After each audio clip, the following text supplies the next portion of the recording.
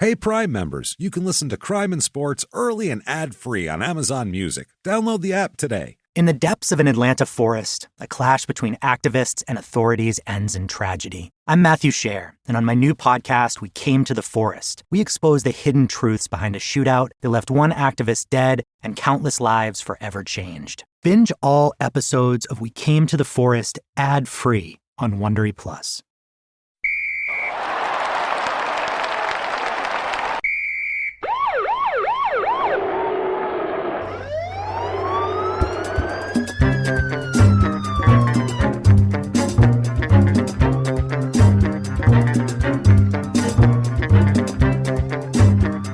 Hello and welcome to Crime and Sports. Yay! Yay indeed, Jimmy. Yay indeed. My name is James Pietragallo. I'm here with my co-host. I'm Jimmie Whisman. Thank you folks so much for joining us today. We are super excited. Week off. Sorry about the week off, but we needed to reload for such a huge episode today as we have a very famous person. And most of all, though, we have the pageantry, Jimmy. By the way, your tuxedo today is... I knew it was going to be impressive. It's crisp. It's crisp. Yeah. We're dressed up. We're here for the pageantry of the SCUMMIES Awards. Yes. For 2020. Hold on. So roll your chair over here for 1 second. Hold on. Let me get... Yeah. See, there. What have you got there? You got the crispest tuxedo on, and the tie was just askew, and I'm not going to let my man go out like that. Not going to let you go down like that. Had to straighten you out. There you go. We are all set. So before we get to that very, very quickly, just want to thank everyone for everything you've done for us. Your reviews, Apple Podcasts, the purple icon, those mean a lot. We don't know why. It's been something. It's been 5 years now. We have no idea why those help drive you up the charts, but they do. So leave a review if you have not yet. 5 stars, and say whatever the hell you want because it really doesn't matter. Anyway, also head over to shutupandgivememurder.com for everything you could possibly want to do with crime and sports and small town murder. If you're not listening to Small Town Murder, man, you are missing out. Please check it out. You can start last week. We did like my hometown, so absolute brutal roasting on that. And you get kind of a little behind the curtain look at how, and we talk a lot about our growing up lives. So it's fun. Check that out on Small Town Murder. Also listen to P.S. I Hate This Movie, where I'm forced to watch terrible, terrible movies and then rant and rave about them. So that's a lot of fun as well. Patreon.com. This is what you need. Patreon.com/crime and sports. My God, have we been on a roll lately. The last episode we did was Danny Almonte this last weekend. That's just talk about silver-haired middle-aged white men just ruining a whole... It's not even his fault. Not even close to his fault. He had nothing to do with it, but instead ruined his life, and it's a wild story and a lot of stuff I didn't know that we talked about. So if you think you know a little bit about it, still it's there. Check that out. And also Small Town Murder, we did that bonus episode, and you get access to everything on the Patreon, Crime and Sports and Small Town Murder. We had the story of a family bush, just a family bush, a niece wife and a sister mother-in-law and a daughter niece and it's a crazy, crazy shit murder tale that you need family to hear. Bougainvillea. It just twisted. It was thorny. So thorny and just wrapped around itself. Ivy mixed with bougainvillea, just a terrible mixture. And or even the flowers are a pain in the ass. You don't even want them. They're just terrible and everyone's allergic to them. So you get all of that at patreon.com/crime and sports. Anyone over the $5 level. And Jimmy will brutally mispronounce your name at the end of the show. Oh, you bet. Not on purpose, but he'll absolutely mangle it. And you will be a producer. That's why. And we love you. And if you want to just be a good person with good karma and get your name mispronounced at the end of the show, don't forget about that. You can do that over at PayPal using our email address, crimeandsports@gmail.com. That said, lot of show. Let's get into it. All right. Diving right in with Michael Irvin. Oh, yeah. My goodness. Michael Irvin. We all know who Michael Irvin is. Everybody loved him. Well, most people hated him unless you're a Cowboys fan. Yeah. Not a I wasn't even a Cowboys fan. I was just impressed with how goddamn good he was. Oh, he's now skills and everything else, even work ethic, all that shit, above reproach. Absolutely above reproach. On the field, you can't get a guy who got more out of every ounce. He got every ounce of talent out of himself. He got everything. He left it on the field. He was the first guy to get to the building, the last guy to leave practice. He's that kind of guy. But then when he left practice, he was going right to the strip club to do cocaine off of a woman's ass. So that was the difference with Michael Irvin, though. That's off the field, full on. He's like kind of the Lawrence Taylor of wide receivers in a way. That's the best way to think about him that I can do here. Michael Jerome Irvin is his full name. It's funny because I'm surprised his parents didn't use up Michael by then, as we'll talk about how many siblings he has. Known as the Playmaker. That's his nickname always. And I remember they had football cards with the Playmaker on them. And remember those from like 1991? A lot of this, by the way, there's a bunch of stuff, and I'll give credit where it's due over the course of the show, but Jeff Pearlman, Boys Will Be Boys book, had a lot of good Michael Irvin insight that wasn't really anywhere else because he went really in and did a lot of research. And just terrific. He everything he does sports-wise, he gets in it and just inside of something cleans it out.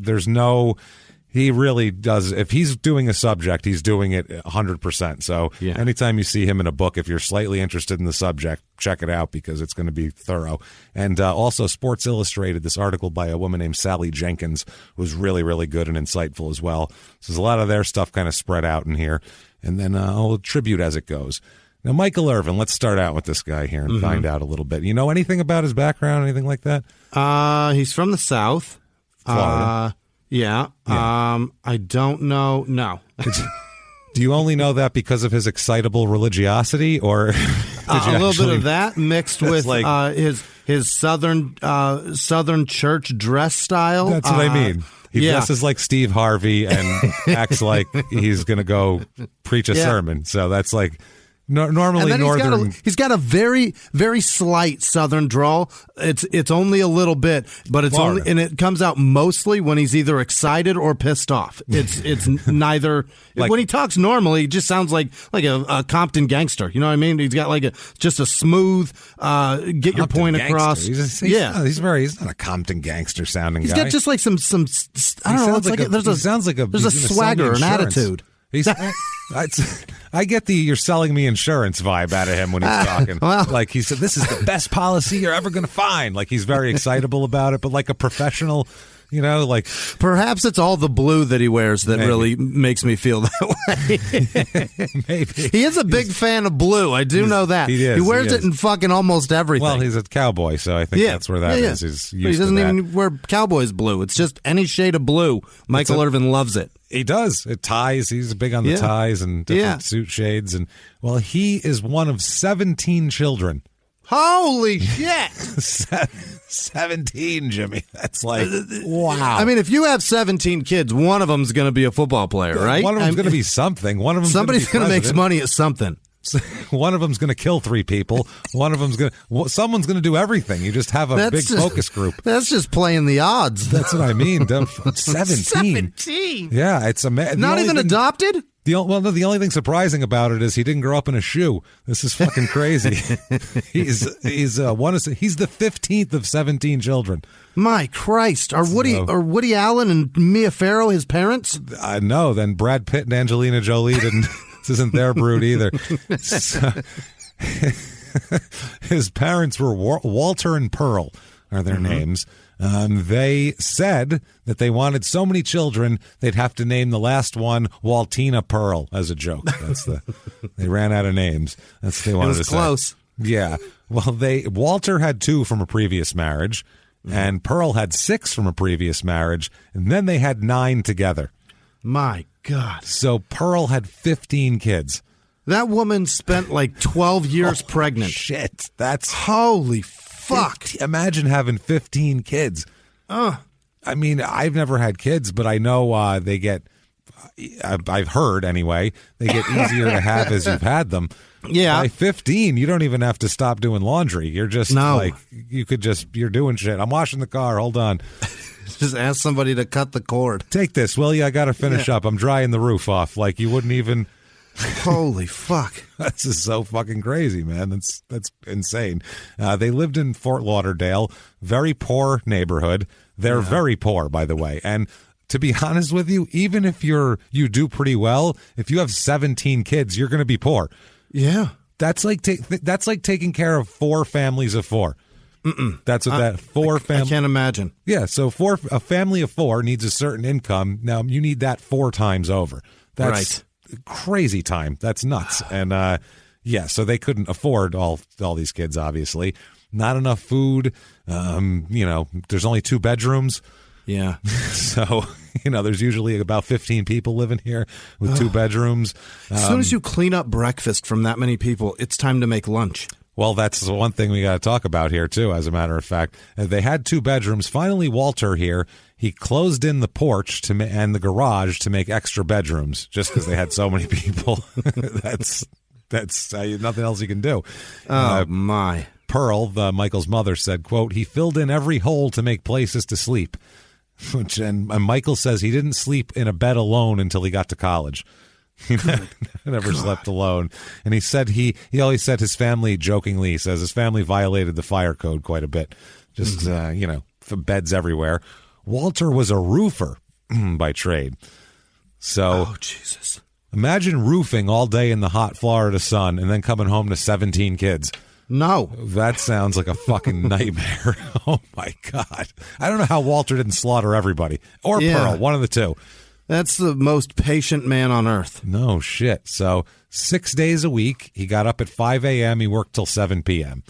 Long days. 14-hour days, 6 days a week. In the Florida sun, roofing.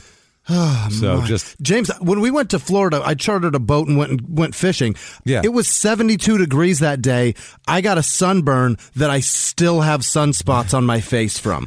How many years later? 3 years later? 3 years ago, yeah. What the fuck? Florida is crazy.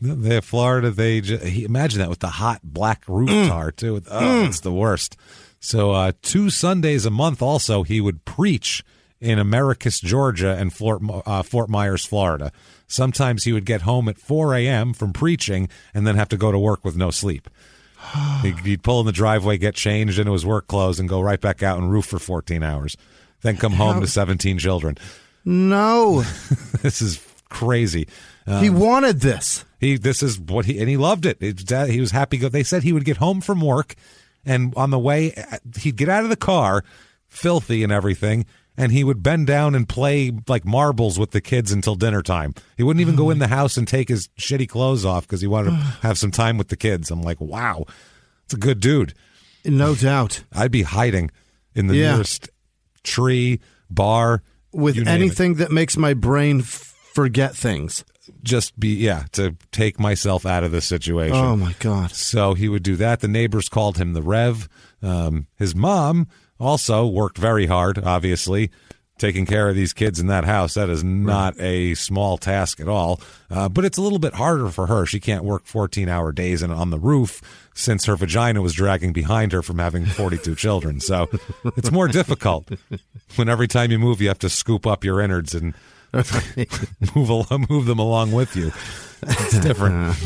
So Michael is often can't name his siblings in order. If you ask him, he'll go, I don't know. Of course not. Yeah, how could you with that many people? But I know their names.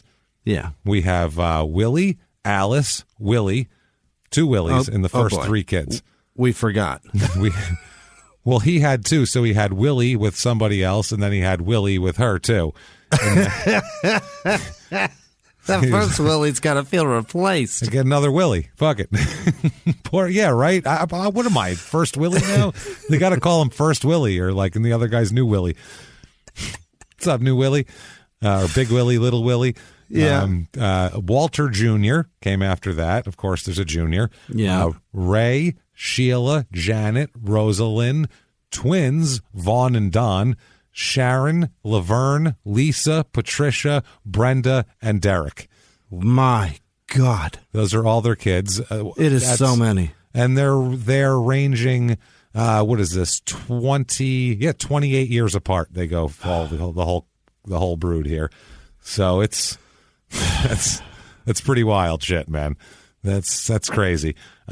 Michael, apparently, with all these kids, you can't, with kids, they grow really quick. They need new shoes all the time. So Michael's main problem, like I was saying about the sneakers, is you grow out of sneakers all the time. Yeah. They couldn't afford new sneakers.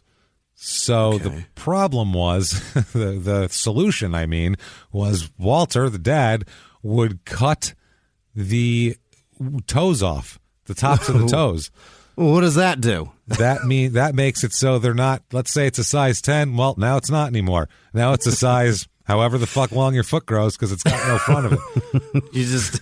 So you could grow technically to a 15 and just hang your toes over the end of it, I guess. But that's not a solution.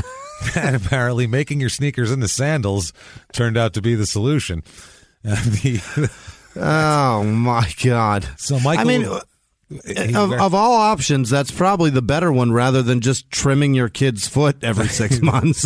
Rather than binding the foot. Yeah, that's probably better than pulling some ancient Chinese shit on her. So he would go to school like that, and all the kids would make fun of him. The teachers felt bad for him. He was the kid who's got, 55 siblings, and they all felt kind of bad for him. The kids called them cat heads, the sneakers. What? I don't know why, but they called them cat heads. That was the what everybody called it. His father said that there was no complaining, basically. No bitching about what we don't have here. Okay. He said, quote, "You dealt with what you needed, not with what you wanted." That's what Michael said his dad would tell him. You need something, we'll work on it, but I don't want to hear about what you want. None of that shit's flying here. There's 17 kids. A lot of times, no Christmas presents. Really? No Christmas presents. Michael would tell his friends and neighbors that his gifts were at his grandmother's and he was going out of town on Christmas Day, so he wouldn't be around to play with the new toys with all the other kids in the neighborhood. And then he would sit there and watch out the window as the kids played with their new toys because he didn't have any. Poor bastard. Which, that sucks, man. That's brutal. That kind of thing makes you want things. You know what I mean? It makes gives you a drive. Yeah, it gives you a certain emptiness in there that you want to fill up. He was on the free lunch program. He wasn't ashamed of it, though. He went to school with his cat heads and his lunch ticket and ready to go. That was the way. Standing in line for a biscuit and gravy with your toes hanging out your shoes. Yep. He didn't give a fuck because he was hungry. So free lunch was like, oh, shit, more food. His appetite is legendary within his family. He was always loud and talkative, his mom said, probably because there was that many people in the house, his mom was saying. Sure. He wanted to be heard. His mother said, quote, "Michael does like attention. I have noticed that about my son." Did you? You and the entire planet Earth noticed that about Michael Irvin. He still dresses like Steve Harvey. He obviously wants attention. So you can see him from space with his shoulder pads. Right. He stands on the sidelines in a black peacoat and electric blue wool gloves. Yeah. With a for no reason. With a 6-inch wide double Windsor going on. Right. You can see him. And a Rolex the size of a frying pan. So for sure. Yeah, he likes attention. He would sit in the kitchen. They said he would eat entire boxes of cornflakes out of mixing bowls. That big of a bowl of cereal. Okay. Most of the time they didn't have milk, so he would use tap water. Gross. Wasn't allowed to use that much milk either.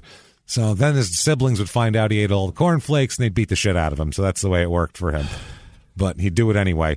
They said he would sneak food into the bathroom and eat it there. Okay. That's just eating tap water cornflakes sitting on the toilet. Yeah, sitting on a toilet that 17 other people have used. Right. Imagine the mother. She had to clean the bathroom 4 times a day. That place is like a truck stop. He's never sat on an ice cold bowl. No, always warm from someone else's ass. That thing's warm all day long. From someone else's ass. Yeah. It's terrible. All day. They said he would wait sometimes until everybody was gone, till the kitchen was unguarded, and then he would go in and wipe out all the bread and milk all in a single sitting. And then they'd catch him and he'd be in trouble. His sister Renee said, quote, "He was a hog. He ate everything. When there was no meat, he ate mayonnaise sandwiches." Oh. Which, that's probably the grossest thing I'd rather starve to death than eat a mayonnaise. I will not eat mayonnaise in any capacity. Why not just smear butter on the bread and call it good? No butter. Butter's expensive. Okay, just eat the bread. Yeah. Mayonnaise? Well, she said for a change of flavor, he would eat ketchup sandwiches, which, I could see that. I'd rather eat that than mayonnaise sandwich. He didn't care. He just ate them for the bread, Well, then eat the fucking sandwich without the... Okay. So after Pearl, the mom, said after the kids did their homework and went to bed, that's when she had to start cooking again for the next day. Yeah. All the kids in bed, okay. She would prepare the day's meals during the Tonight Show. And Walter said as soon as she heard Johnny Carson's voice, she'd start cooking. That was the joke. Da-da-da-da-da. She'd turn the frying pan on. It's time to go. Welcome to the Tonight Show. Let's do it. The children would fight over a fan. The house had an air conditioner, but they couldn't afford to turn it on. So, oh, God. Can you imagine just staring at that thing sitting on the roof going, oh, one of these days we're going to turn that on. I think it was a window unit. I don't think it was central air. All right. But still, that window unit, the sweet, sweet relief that would offer to turn that on and stand in front of it would be like, the whole day is melting off. Nope. Instead, they had a fan. And Walter and Pearl had their own fan.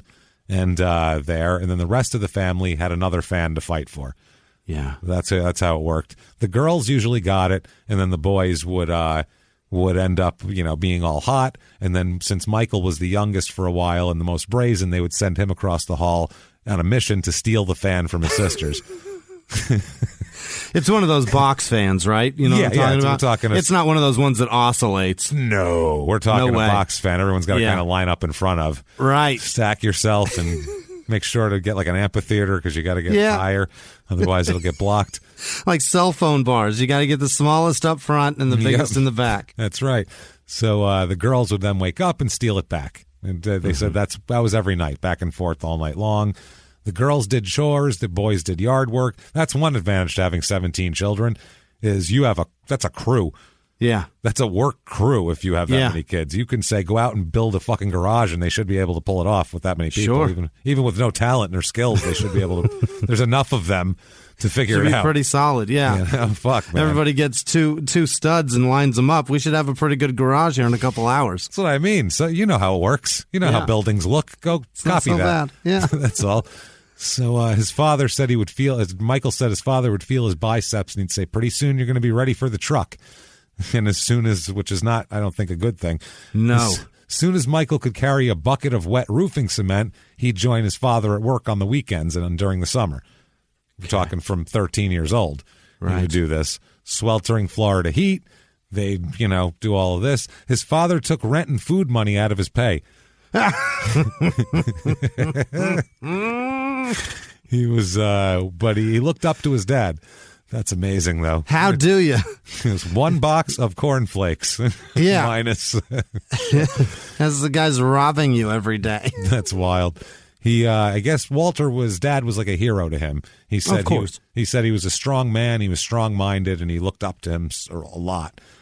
He played football in junior high, also ran track and played basketball. Mm-hmm. Played basketball in the cutoff sneakers, by the way. Oh, yeah. Imagine the other kids talking shit to him. Oh, my God. I mean, there's all sorts of shit talking on the court anyway. If one kid's toes are hanging out, you're the... Why talk about anybody else? Those are getting stepped on, right? They've got to. I think so. Jesus Christ. You'd have to, yeah. That doesn't seem advantageous to basketball is my point. That sounds like a... Yeah, that's a handicap. Terrible. You'd have to have really good laces, too, or else they'd bunch all up. He would slip all over the floor, they said, until finally his sister, Pat, took a temporary job to earn him enough money to buy good sneakers to play basketball. That's nice. So that was nice of her. And he got to high school, and he was, obviously, you watch his athletic talent's off the chart. Yeah, it's ridiculous. For an NFL player, he's a great athlete. So for a high school kid, he was phenomenal, obviously. Right. So, his brother Willie took charge of his physical training. Not sure which Willie. One of the Willies. A Willie. I don't know if it's new Willie or old Willie, but one of the Willies took control. Maybe they took turns and he didn't notice. I don't know. He would make Michael run several miles a day in exchange for food or a chance to borrow his car. So he'd be like, I'll buy you a value meal at Burger King if you'll run 3 miles.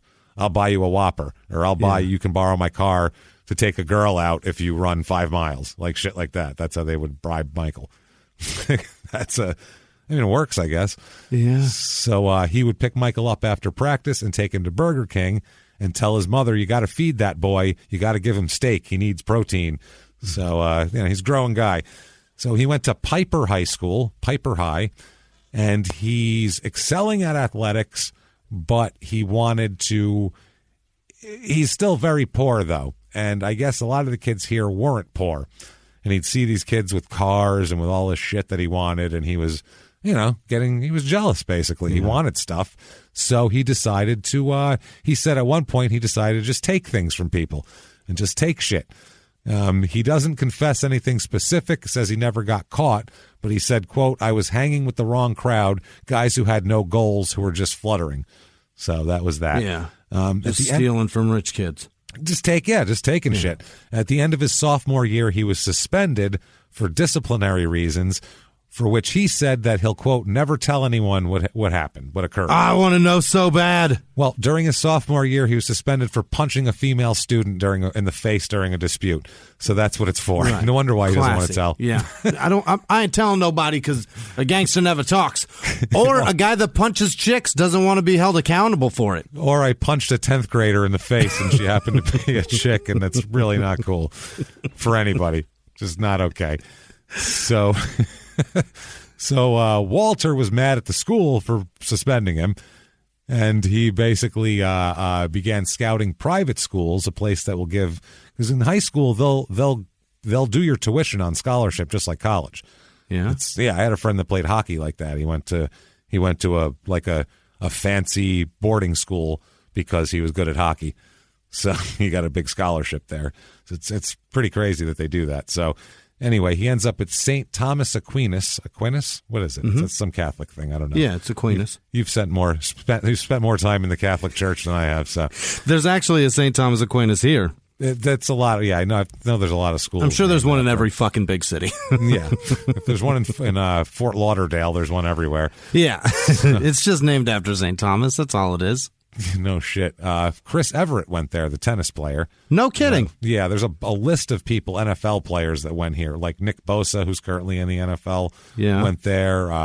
Let's see, all the way back to Brian Piccolo went there. You know who Brian Piccolo is?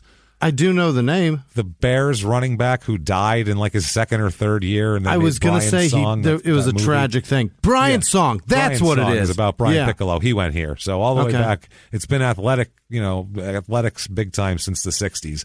It's one of those places. So he went there as a sophomore, and Piper, the other school, took Michael and the school that he transferred to court. They were pissed. Well, yeah, because they need him. You're trying to cock block a 10th grader from playing football. Come on, man. I'm sorry. That's a little way to put it. Get the fuck out of here. The colleges Didn't he punch a chick in your hallways, by the way? Why do you want him back? We need him. He's got the best left hook in the 10th grade. Just ask Sally. What the fuck? So they said their private school had recruited him for football and baseball or basketball and would never have admitted him if not for athletic talent. Piper also predicted that Irvin would be unable to make the grades at St. Thomas. The court eventually ruled that, as required by Florida regulations, Irvin would have to sit out his junior year because Piper refused to sign a waiver allowing him to compete. They literally cock-blocked a child from playing sports. That's fucked up, man. I don't care what the circumstances are. We're talking about a 15 and 16-year-old kid playing sports. Either you don't want him in your school and you kick him out, or you let him go if he wants to go somewhere else. You don't try. This isn't the NFL.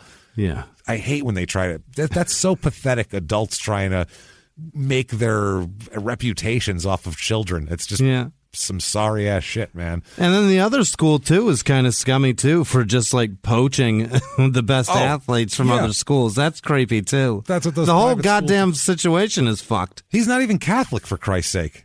Great point. You know what it's a Catholic school. Catholic school. He's not We're going to be doing the Stations of the Cross, and Mike doesn't have a clue what the fuck's happening. Neil stand. He's like, my dad's a Baptist preacher. I don't know any of this shit.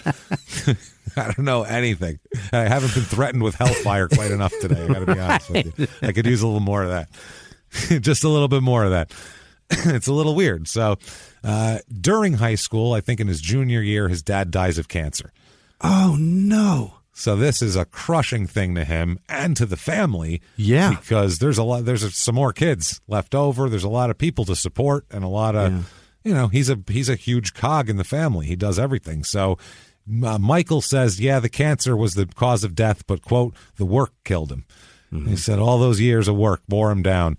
That's what killed, which probably has got a lot of truth to that. He probably got cancer from the work. Let's be honest. Probably from the chemicals, and then his body, I'm sure, was just too beaten down to be able to combat this shit. Right. Not to mention, I bet the family didn't have the best health care going also. Sure. So and the carcinogens in the Florida sun isn't helping. Oh, just burning, rising roof tar chemicals. That can't be good. So, man. So he ends up choosing, he can go to college. He's a highly recruited athlete, especially in the state of Florida. And he chooses to go to Miami to be a Hurricane. He's one of the first big names there, I guess?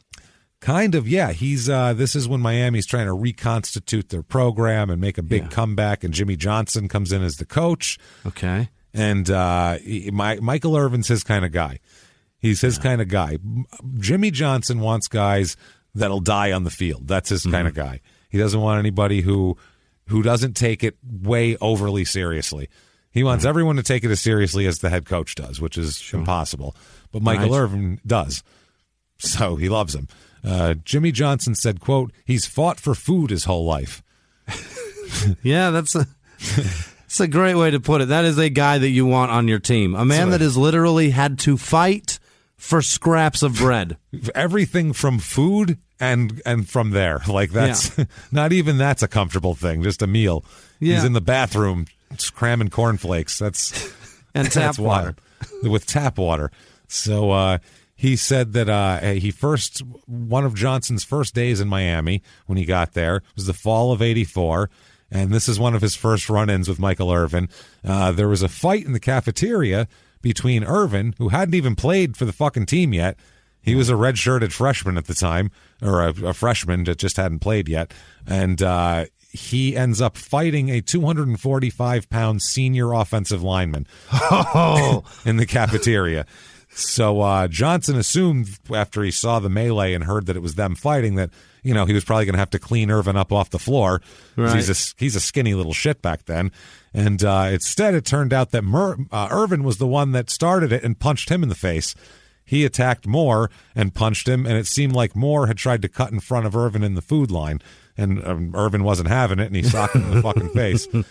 And Jimmie Johnson says, quote, turned out to be a mismatch. So he's got to love a receiver who's like 18 years old and will punch a fucking offensive lineman in the face for food. That's an 18-year-old just fought a man that probably outweighs him by 150 pounds and 4 years. He's just fought a 22-year-old who's way bigger than him and cleaned his clock.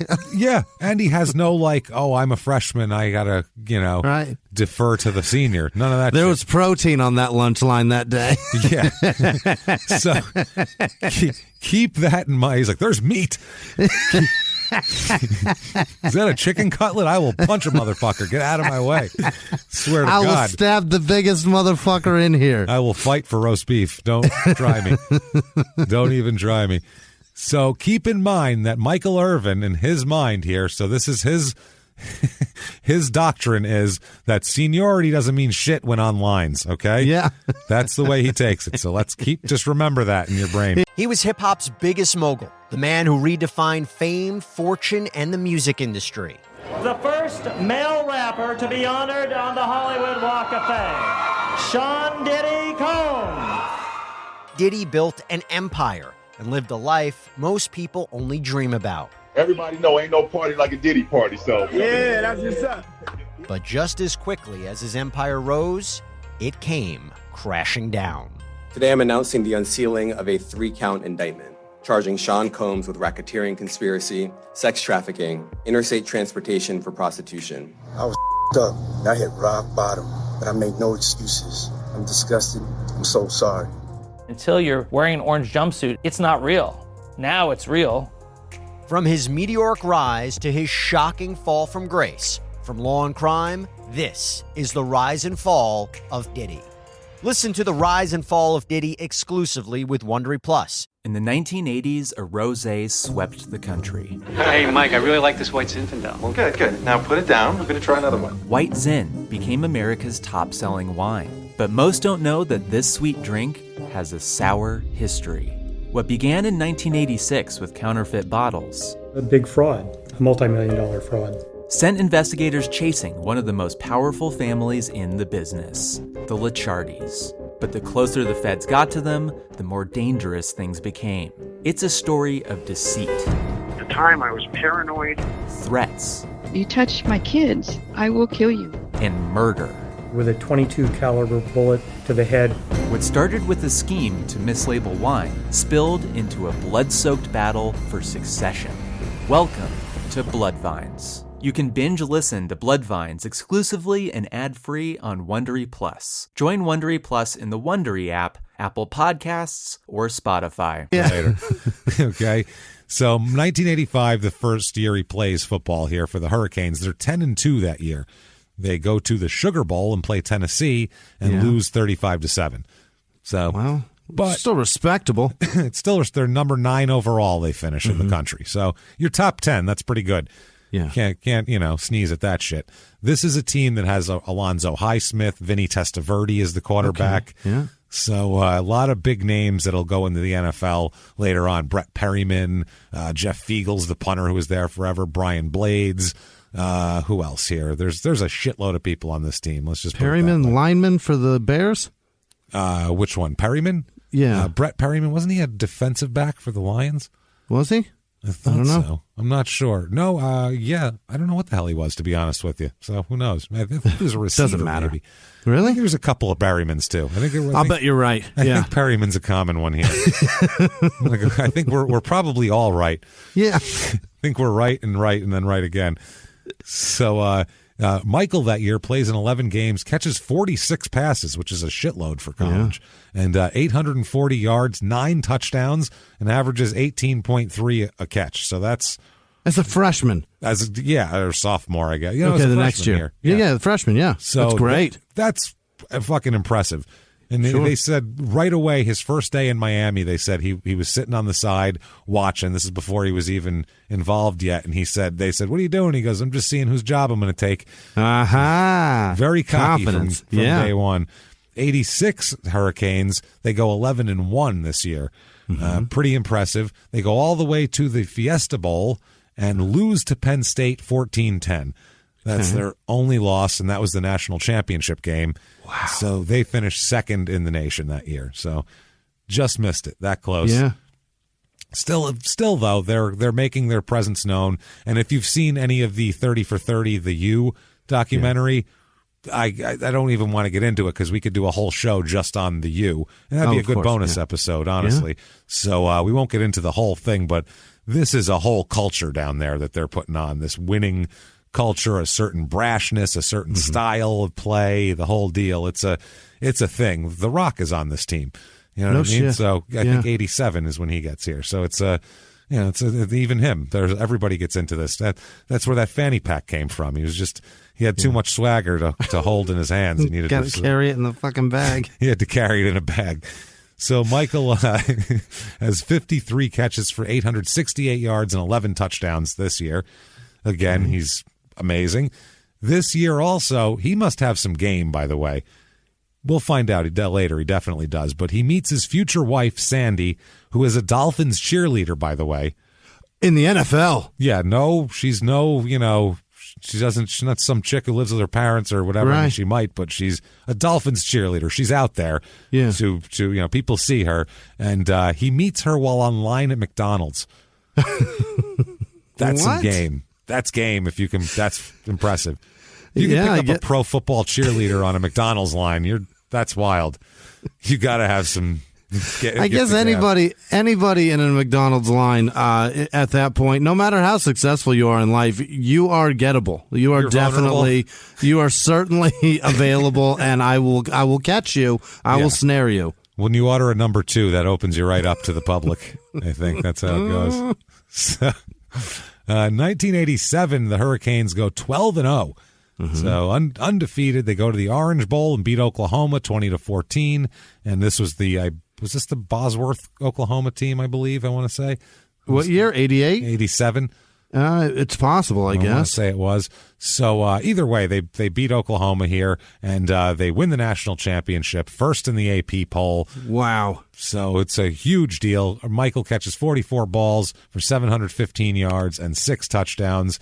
So he declares himself eligible for the draft. I would even too. Though he has a year left. Yeah, why not? Shit, go out on a high note. Right. So and you start at 10-0, you go, or 10-2, you go to 11-1, and then 12-0. You've done everything you can do. That's it. We peaked it out here, maxed out. The only way to go is down unless you double down and go 12-0 again. Yeah. What are the chances of that? Why bother trying? That's the thing. Take it and run. Yeah. So here's the 88 NFL draft. Number 1 draft pick, Jimmy? 88? Yeah. It's a quarterback. No, it's not. It's really? I wouldn't have a clue. It's one of the bigger busts in the history of the NFL. Andre Bruce. We've talked about him a little bit. Andre. Yeah. Andre with a U. Andre, A-U. Yeah. Andre Bruce. He's a linebacker that they tried to make a defensive end. They tried to turn him into a tight end at one point. Basically just hot garbage. Not very good at all, and turns out to be a huge bust. Who took him? That was Atlanta, number 1. They wasted it. Second overall, is Kansas City picking Neil Smith, who was a great defensive end for like 10 years. So they should have picked him. Benny Blades after that, Paul Gruber, the tackle, Ricky Dixon, Tim Brown, Hall of Famer to the Raiders. Right. After that, Sterling Sharp, number 7 overall. So 2 Career unbelievable. Gone too soon. Yeah, that was great. He was a future Hall of Famer if he didn't get hurt. So that's already 2 Hall of Fame receivers in the top 10. And then at number 11 overall, by the way, the Giants picked right before that, and they picked a guard. So the Giants picked a guard, number 10 overall, and they could have had Michael Irvin at a time when their offense could have really used a wide receiver too, I must say. So that's a little bit annoying that they didn't take him, but that's fine. So he goes number 11 overall to Dallas, though. So, that's a pretty high draft pick. Great pick. Later, Randall McDaniel, Hall of Famer, went number 19 overall. Ironhead Haywood, number 24. Remember him? No. Ironhead? The Saints fullback? No. He was cool. Ironhead. Thurman Thomas went in the second round, number 40 overall. And Dermontti Dawson, another Hall of Famer, went number 44 overall. So some Hall of Famers to be had there in that draft. Shit, yeah. There's Hall of Famers in that there draft. He signs a 4-year, $1.875 million contract with the Cowboys. Right out of the gate. $750,000 signing bonus, $468,750 a year average. So doing pretty good here, pretty well. He says, quote, well, actually, let's do it in their own words, because this is a very Michael Irvin thing to say. So, we're going to do this here. Let's get in their own words for this. In their own words, quote, when I got my first signing bonus, I left that check on the counter at the house forever. My people were calling me every day. Man, you've got to send in the check. Michael, send in the check. Michael, we're losing interest on this. You're losing interest? Everybody walks in this house and sees that check. I'm getting a whole lot of interest. You're losing interest, but I'm not. I'm gaining a shitload. That's great. Everybody loves this check. No shit. He continues, I must have been the brokest dude in the world, and they gave me a check like that. With that many zeros behind it, there was no way I was running right to the bank without showing it off first. So I showed it off for a little while. And then he came. $700,000. Make a copy and put that fucker in the bank. Make a copy, frame it. Have an artist paint it. Who gives a shit? But put the real one in the bank. Right. Have them put it in the bank. The check isn't the money. They'll gladly give that back to you in the form of a canceled check after the money's done. If you want to brag, deposit it, then have them give you a receipt. And then show everybody. There you go. Show what's in my bank account. Anybody can write a check for $700,000. Yeah. Show me the deposit slip.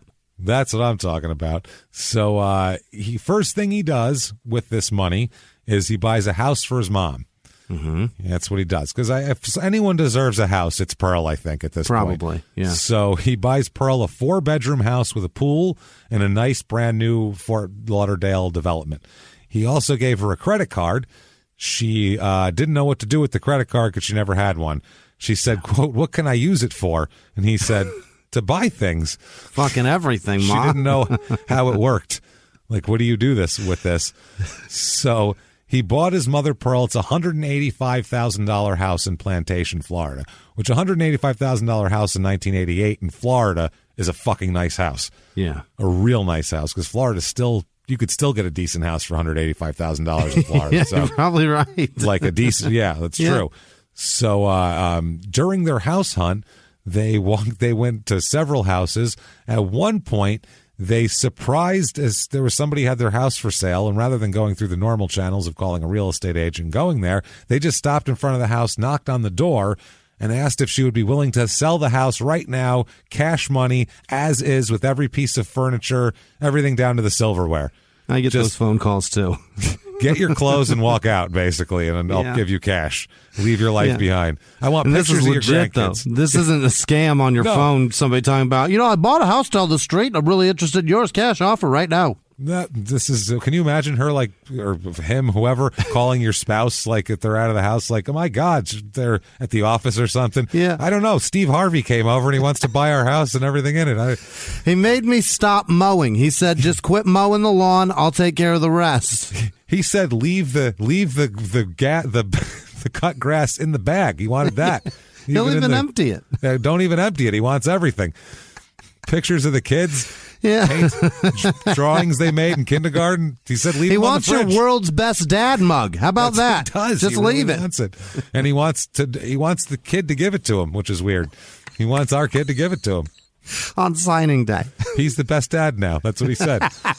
He's going to buy that from us. So he goes to the Cowboys here. 1988, Cowboys were in a shit decline for years. They were just kind of not very good since the late 70s. And Coach Tom Landry, of course, this is the legendary. He's still there. This is the last year of Tom Landry, yeah. Wow. Jerry Jones bought the team and kind of watched Tom Landry, or, saw Tom Landry, what he was doing, and then he shit-canned Tom Landry. It was like one of the first things he did, and brought in Jimmie Johnson. So that's how that worked. So this year they go 3-13. Eesh. Not great. He didn't have a lot, not a lot to work with. His starting quarterback is Steve Pallor. So, you know what I'm saying? Point. Like, what do you want out of the guy? Yeah. It's not Roger Staubach anymore. It's Steve fucking Pallor here. This is rough. Danny White's the backup, who's also a punter. Yeah. It's not a great lot of players here. They had Herschel Walker still. They had him, and not really a whole lot else going for them at that time.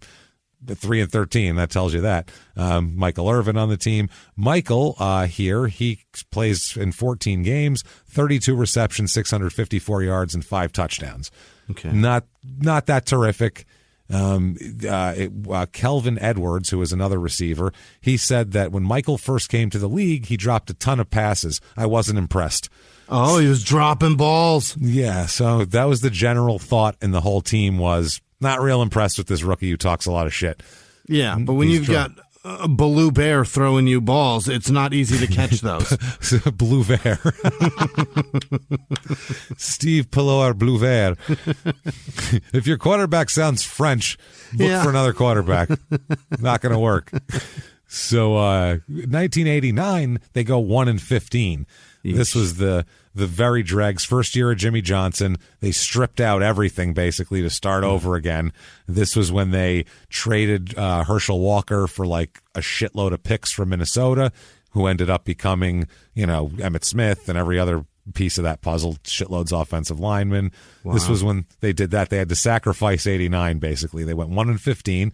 I remember as a kid I watched, I think it was Sunday Night Football on ESPN. I watched the game they won against the Redskins. It was an ugly game. So Michael Irvin plays in 6 games because he tears his knee. He tears his, I think, ACL this year. Oh, no. 6 games in. Only 26 catches, 2 touchdowns. So at this point, he looks like a bust. Yeah. He had a mediocre year dropping balls, and now he's got a knee injury.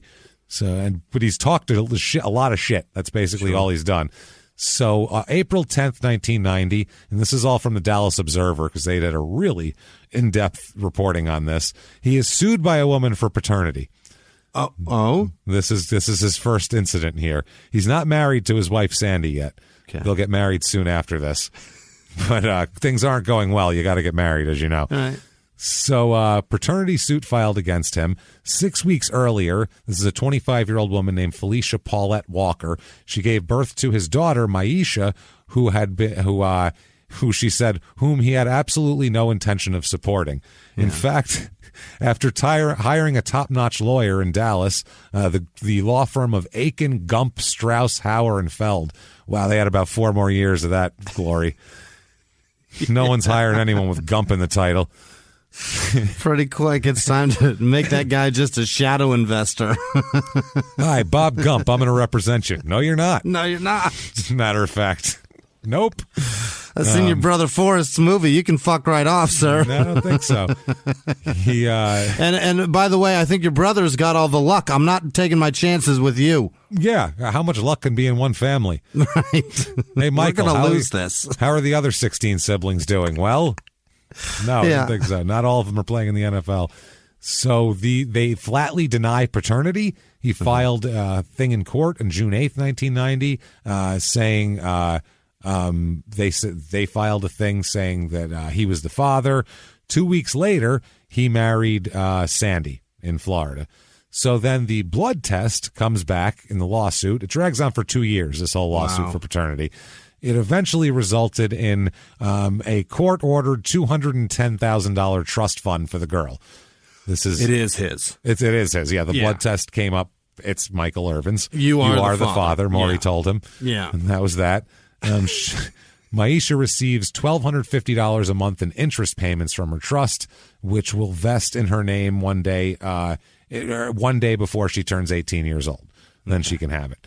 So the terms of the settlement here, they got into this court document from this, and it's wild, man. They gets into his finances and all that sort of shit. I guess Walker, this wasn't like a groupie on the side. This was like a, not some one night stand. This is like a relationship that he was having on the side with this woman.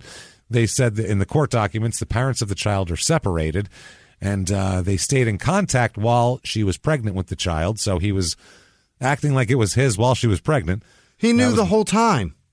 Yeah, he knew it was his. He was banging her, and then she got pregnant, and he hung out with her the whole time and acted like it was his. And then when she had it and filed the thing, he's like, I don't know what the fuck you're talking about.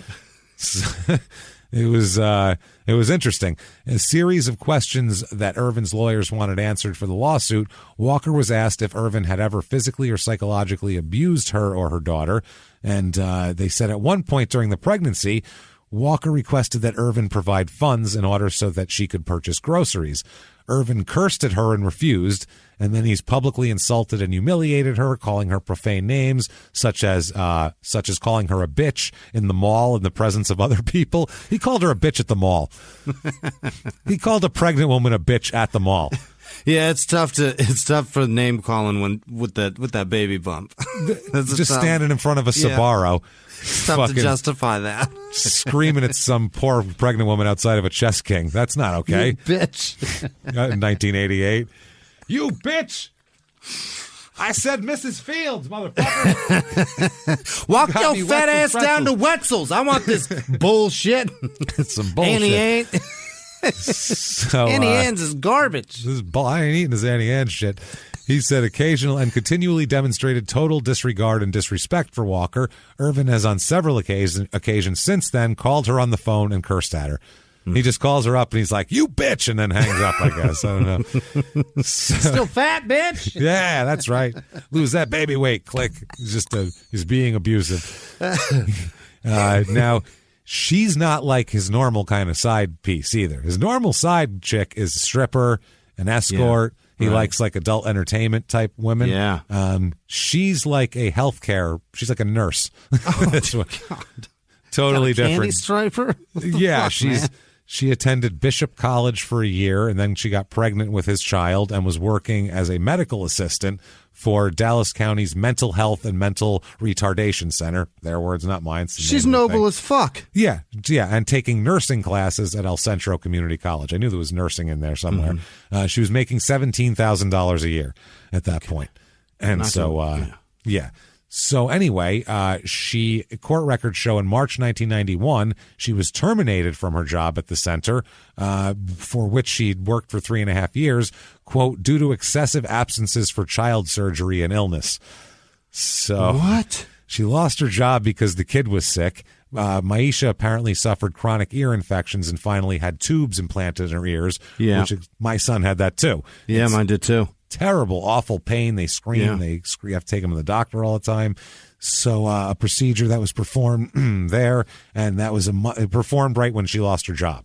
Mm-hmm. So she lost her job for surgery. So her paternity case against Irvin had been dragging on while all this is going on. And it's just the probability of him being the father was 99.5%. So it's his. So Irvin, at the time, she's not getting any money still because the whole court thing is dragging on. A temporary support hearing was finally ordered for March 1st, but the day before the hearing, Irvin's lawyers filed a motion requesting that the hearing be postponed so he can undergo a second blood test. So they're just trying to drag her out. Mike. Because, you never know here. Due to what Irvin believes was an irregularity in the first paternity testing procedure. As he thought they took a bad test on him. This isn't... Jesus Christ. Maybe her toe blood is my blood, but check the rest of her. I think maybe wherever you stuck it in, that part was mine. The needle there, but not anywhere else. I think there's only maybe 0.5% is mine there. The second blood test, which came back, it's still his, irregularities or not. And apparently she got temporary support of $1,900 a month plus full medical and dental coverage for Maisha, who was placed by court order on Irvin's health insurance plan with the Cowboys. Sure. So, I assume that's probably a pretty good one. It became inevitable that Irvin was going to have to do this, so Walker explained in writing why she should get custody of Maisha. She said Irvin is currently employed with the Dallas Cowboys. She said he plays a starting position, which requires him to travel with the team. Additionally, Irvin recently married and is attempting to start a new life with his new wife. Walker believes that the additional responsibility of caring for an infant child, who is the product of a previous relationship, would be a detrimental strain on Irvin's marital relationship. So, you don't want to mess that up. But she's also saying that he... wouldn't pay attention to the kid, basically. Right. So she said she wanted custody. She wanted Irvin to pay $2,500 a month in child support, and he only wanted to pay $800 a month. That's the rub here. So they needed to find financial documentation, so they did. They found out that when he was born, all of his financial stuff. As a rookie, he made $256,000 in 1990 after a rookie contract, because that was after his signing bonus. Right. $300,000 in 91, and he was spending everything, basically. He was burning through it. They did an inventory of his assets and liabilities and said that he's already supporting his wife, he's supporting his mother, and then he also is supporting another woman in Dallas that he was going out with. He's supporting her. Now he's got to support Felicia and Maisha, and on top of that, he's giving money to shitloads of his siblings who are coming up, and he's trying to support them too. So this is how you go broke. This is what I mean. You got a lot going on. Mm-hmm. Here, his house wasn't that big. He bought a modest brick home, purchased shortly after he arrived. It cost him $1,636 a month. He's driving a 1988 BMW. He was paying $626 a month on. And he took out a $1 million life insurance policy that was costing him $6,200 a year in premiums. So $500 a month for life insurance. He had a house full of furniture, living room pieces, 4-bedroom sets, but it wasn't like anything fancy, anything like that. He had 2 big screen TVs, stereos, VCRs, all that sort of thing. His Visa had an outstanding balance of $9,800. Doesn't that make you feel better? Yeah, it does. Just makes you zero. Everybody out there, well, either way, if you have some credit card debt, just know that he was an NFL wide receiver, huge star, and he still owed $10,000 on his Visa card, so it's fine. His legal bills were hefty, too. For the paternity case, he had to pay $27,000 in legal bills. Okay. So it's a lot here. He had 1 money market account with $2,500 account in it and 2 checking accounts with $500 and $13,000 in them, respectively. No money. He had $13,500 liquid to his name, but he owed $10,000 $10,000. Yeah. So Not great. He's got like $3,500 of net worth at this point. It's not good here. He's paying the $2,020 a month mortgage on his mom's house, paying all the utilities and maintenance. He's also paying for his mom's new car, her car insurance, her gas, her maintenance, her groceries, her clothing, and every other thing she bought because he pays her credit card bill. So he was, so he's stretched to the limit here, which is, kind of what you expect when you're doing this. So anyway, Walker's agreement is constructed in a way that it blocks Maisha from sharing if she wants more money. Like if he, let's say, signs a $50 million contract, she can't get more money. Yeah. That's how it's structured. That's how it should be. Yeah, I mean for some of this shit, but he's not paying that much though. So right. It's kind of. But if she's getting $2,500 a month for a kid, she shouldn't be getting. Just because he makes more money doesn't mean his dollar is now worth less. That $2,500 is still plenty. That's true. But if Dad makes $50 million, you're going to $2,500 is fine. If she wants to live better and wants to live in Dad's, go ahead. I'm talking about the daughter, though. Like, you could do better for your kid than that. Well, then she can come live with me. God damn it! If you make exorbitant $50 million, or let her live with me, and then you pay me child support. But you don't. Your wife doesn't want her. That's a good point. That's the difference. So you didn't. It's detrimental to your fucking relationship. You tried to say the blood test was fake. Jimmie, that's a good point. Jimmie, you tried to skirt your responsibility with this child at every turn. And now out of nowhere, because you don't want to pay, you're saying, just have him come with me? Why would I let her, Jimmie? Why? That's a good point. You tell me why. I keep forgetting that he's not a good father. That's hilarious. Oh, I love it so much. So, if Walker ever petitions the court for more money, Maisha's trust would automatically revert back to Michael Irvin. Oh. So they're not even allowed to file for anything. Mm-hmm. So 1990 Cowboys go 7-9. Michael plays in 12 games, 20 receptions, 5 touchdowns. Still not really that, successful. Off the floor, though, he's really making a name for himself. Yeah. In 1991, he takes over the Hoopsters. Oh. Now, have you ever heard of this? The Dallas Cowboys, quote-unquote, charity basketball team? No, and I already hate it. Oh, boy. Well, the Hoopsters, they basically use it as kind of a roving party fund where they charge charities to show up so they can, because that's what people do. Nobody does charity shit for free. You know what I mean? If you see a comedian at a big charity show, they're getting paid to be there. That's how they're drawing people in. Right. You know what I mean? That's how it works. So very rarely do people do things for charity. Yeah, the charity benefit may be benefiting something, but this benefit is also benefiting me tonight. Mm-hmm. That's the way it works. So that's what they would do. Apparently, the president of the Little Dribblers, which is the worst name for a youth basketball team ever. It's a youth basketball team? It's a youth basketball team. Jeez. The Little Dribblers. Gross. Disgusting. They presented the Hoopsters with a $5,600 check for a March 5th appearance. And less than a week before the game, they were told by Michael Irvin that the fee had increased to $7,000 plus expenses. He's jacking up the price now. Yeah, because that was the previous Hoopster regime's price. He wants more. The guy said, I called Irvin back and told him that we didn't want them. To this day, we've never seen our $5,600. So they still kept the $5,600. Fucked up, man. From the Little Dribblers. So Irvin's priority, they said, were money, winning, and post-game sexual pursuits, as Jeff Pearlman put it. And that sounds right. So first of all, they had to win. This wasn't for fun for them. They were like, Michael Irvin would yell at you if you missed a three-pointer. Like, you had to beat these people no matter what, even if it made everybody hate you.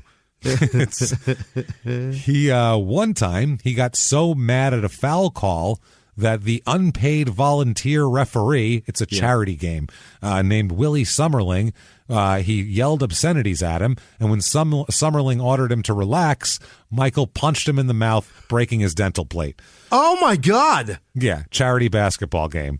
Hit him hard. Punched him in the face, for telling him not to curse at him during the game. There was 2,000 people there, most of them kids. So that's nice fucking game, as Frankie Carbone would say. Jesus Christ. They flew to Mexico City for a game. They flew to Las Vegas for a game. They played the Redskins in Washington, all this sort of shit. They said once we played these soldiers in Killeen and we needed an escort out of the stadium because they would try to win and they would like take cheap shots at people. So all the soldiers wanted to fucking murder them. So they're assholes.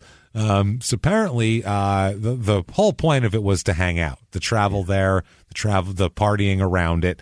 It was a good way to get out. They'd get into their booze and coke and weed, and mainly women though. Afterwards, they would head to out to a club after the game, and then they would fly back home. They'd have a private jet and all that sort of thing. They would just fucking hang out, basically. And everybody wanted to hang out around them because they had women flocking to them.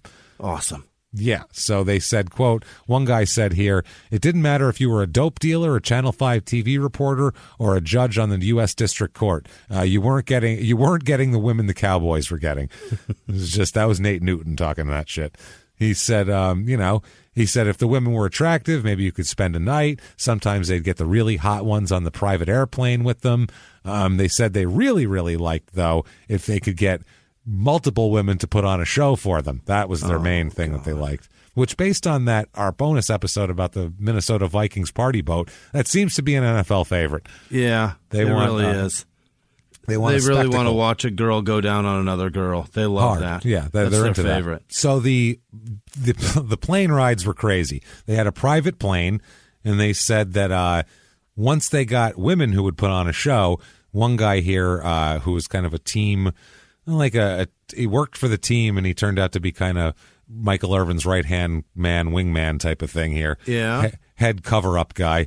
He said that's when it got really crazy. To call those flights off the hook doesn't do anything justice. I don't think there's a word for what went on. We filled those planes with more women than we did players, and they were willing to do anything. Absolutely anything. Oh, boy.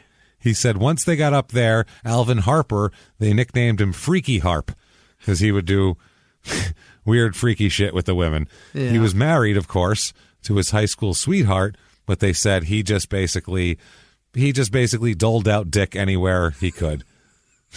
He was Alvin. Johnny Appleseed here.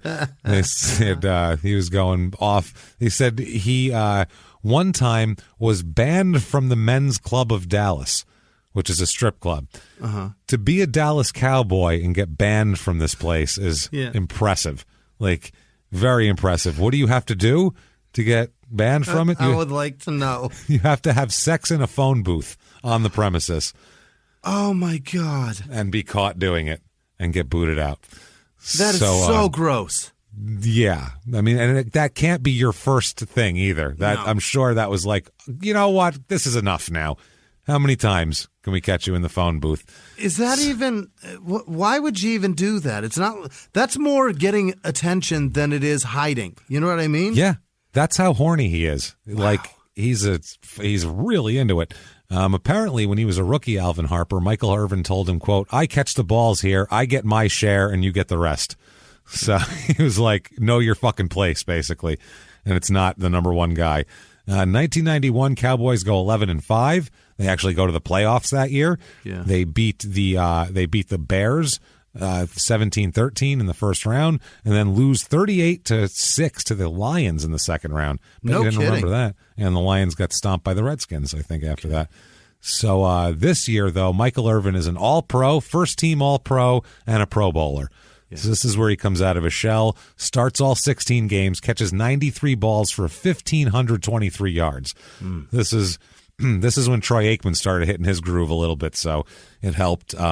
He 8 touchdowns as well.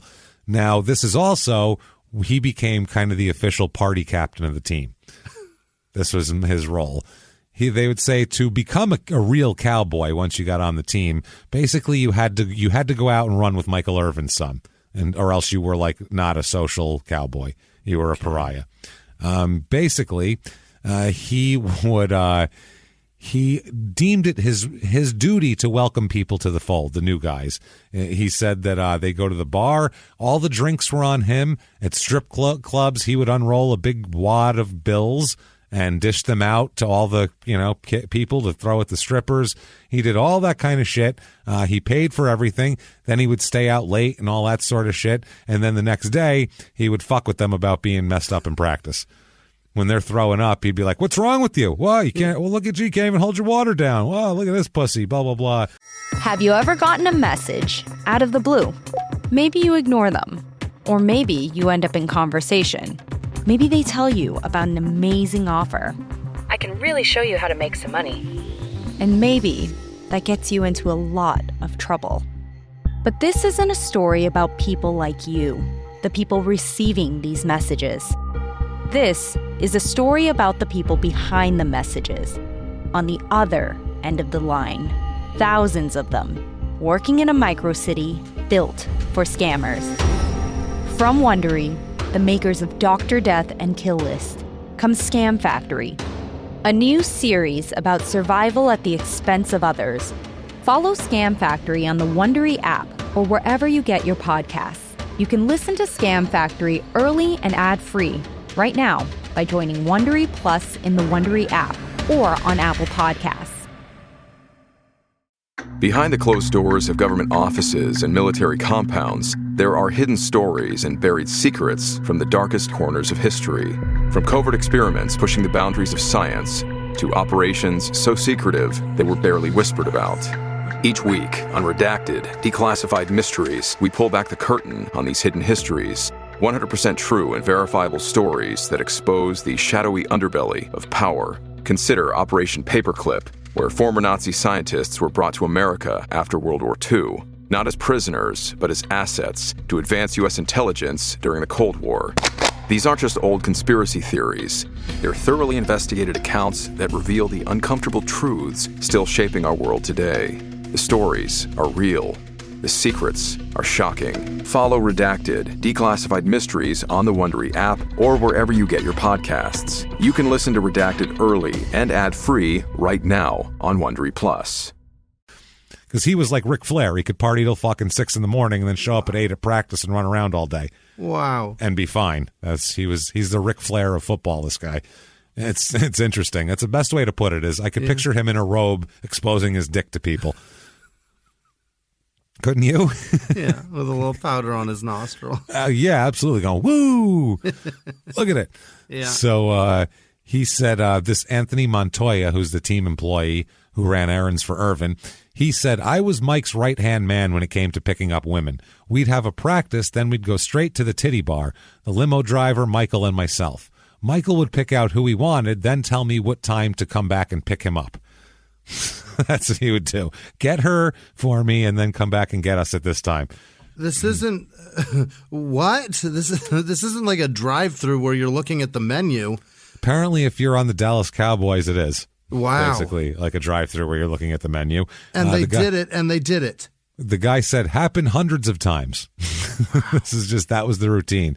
He said he was happily married to the Dolphins cheerleader Sandy there. He said, but he never felt... never thought twice about doing his thing. They said, Sandy says, quote, "There was a lot of I, me, because he was the man. Just because of how easy it came, the women, the drugs, it was available wherever he turned." Obviously, yeah. They said he liked being naked in front of a mirror and looking at, admiring himself. It's called vanity. He would stand there. You want to hear vanity? Yeah. He would say, quote, "How can I allow only one woman to have a body this good?" To his wife, he said that? To like whoever. He'd say in the locker room all the time. He'd go, seriously, look at me. I'm beautiful. How could I? He said, quote, "This is the body you will aspire to have," he'd tell the other players. "This is the body you will aspire to achieve. You will not achieve it, but this is the body that you will strive to achieve." That's what he'd tell the team. You won't get it. You won't get it. But this is what you're going for. This is what you're chasing, babe. Looking for this. One Cowboy teammate said, quote, "Man, Mike was something. He was incredibly cocky. Before a game, he'd have people from Versace enter the locker room and measure him for a suit." Jesus Christ. He's like a 70s throwback, you know what I mean? I love this shit. He wanted to pick a feather from some exotic animal and put it in his derby hat. He wanted... You get me like one of those raccoon feathers? I want some...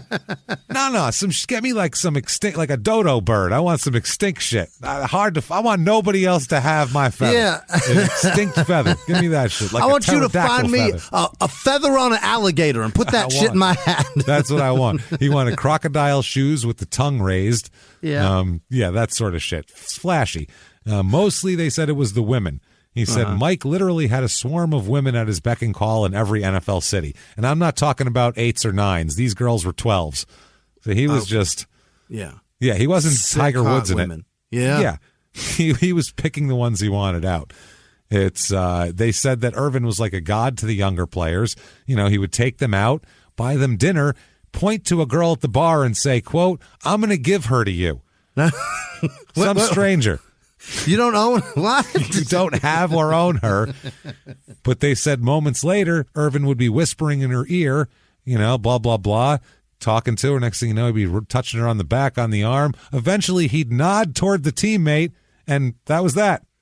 And they'd go fuck. They'd hook up. He said, quote, "Mike got more Cowboys laid than touchdown catches. It was his present to the teammates." That's what one reporter says. That'll get you some loyalty among your teammates, though. I imagine, yeah. You know, he said, Mike, one time there was a 4-day span where he escorted over a dozen women to his hotel room, all separately.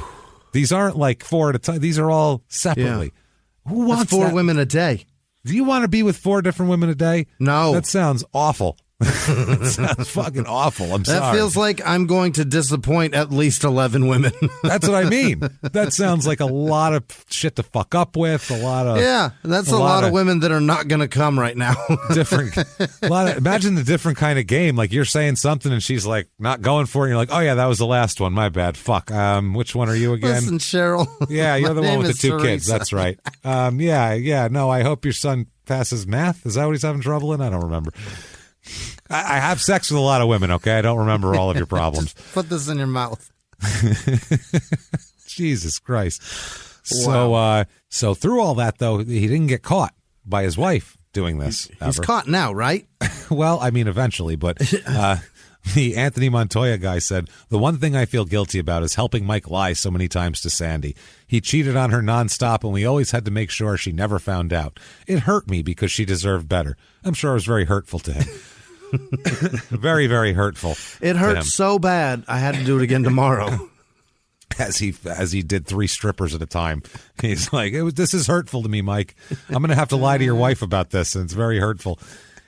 The guy named Jean-Jacques Taylor, who's a Dallas Morning News writer, said Mike had more pussy stories than anyone I've ever met. He was legendary in quotes. Yeah. There, they said Alvin Harper, Nate Newton, and Charles Haley were also up there pretty high. Oh, I'm sure. They were. I don't know how Nate Newton got all those women, by the way. That's a good point. But Charles Haley probably told them that he was Charles Haley. Yeah. Well, Charles Haley was a big, handsome, fucking jacked guy. And the ladies don't know that. Well, from what they said, too, in the book, he always had his cock out, pulling it, and he had a giant cock that he was just massaging all the time. Charles Haley did that? Charles Haley, yeah. They said he would be jerking off in team meetings, stroking it to the point where they had to tell him to stop. Stop stroking your cock, please. Chuck, put that away. What do you say? Jesus Christ. So, 1992... Mike misses the preseason with a contract negotiation, but he ends up getting his money. He gets 3 years, $3.75 million, which was big money back then, obviously. To celebrate, he buys himself a black convertible Mercedes as a present for his bonus, and windows untinted, so everyone can see him. All right. So everyone can see him. No tints. Like a hide in here? Fuck that. That's wild. You know what? Grace. Let's give grace on that. He's got the contract, the Mercedes. His wife's not finding out. Right. Everything's going well for him personally at the moment, sort of. So let's Air give it travel grace. is a dream to him. He loves it. He loves to fly. He's got his bag. He's got bags just sitting by the door, packed. He can't wait for a road game. Ready to go. 92 Cowboys go 13-3. Beat the Eagles in the playoffs. They beat the Niners 30-20 in the championship game, and then beat the ever-living piss out of the Bills in the Super Bowl 52-17. That was the Michael Jackson Super Bowl halftime show game. Really? It was that one. The Whitney Houston was Giants-Bills. This was Michael Jackson halftime show game. Okay. So Michael's a Pro Bowler this year. Catches 78 balls for 1,396 yards, 7 touchdowns. Not too shabby. Yeah. He's even brash at a funeral. What? Find at Jerome Brown's funeral. Jerome Brown, the Eagles defensive lineman who died in a car accident there. Remember him? Number 99, big giant guy. He died right then. He was an active player. He was only like 26 years old or something. Damn it. After the funeral, because Jerome Brown was a Miami guy, so they played together. Okay. After the funeral, he went to a bar with several Philadelphia Eagle players, and according to two of them, Andre Waters and Wes Hopkins, Irvin joked around and bragged about his exploits on the football field and otherwise behaved in a way they deemed inappropriately for a somber occasion. Irvin said he was just misunderstood. Okay. Nobody knows me. He says that he and Jerome Brown, along with some other Miami teammates, made a vow in college that when one of them died, the others would not allow tears at the funeral. They felt they had all gotten more out of life than they ever expected to, so whoever died would shake God's hand and say, "Thank you, it was great." And he said humor is one of the healing things in this world, which, you know what? I agree. I've said some weird shit at funerals, too, trying to get people to laugh, so I don't begrudge him for this. Maybe don't brag about yourself, but no, make jokes. One time in a union meeting, Gene Upshaw, the head of the union, said that Irvin made a number of derisive comments, including, quote, "I don't want to hear about what you old guys did," which is because there was some discrepancy. I don't hear about your fucking career. Yeah, there was some discrepancy with the licensing shit, and they said, "Michael, you have to do this to lay the groundwork for the people in front of you, just like the people behind you laid the groundwork for you." And he said, "I don't want to hear about what you old guys did. I want my money now." Listen, Leatherhead, just give me a check.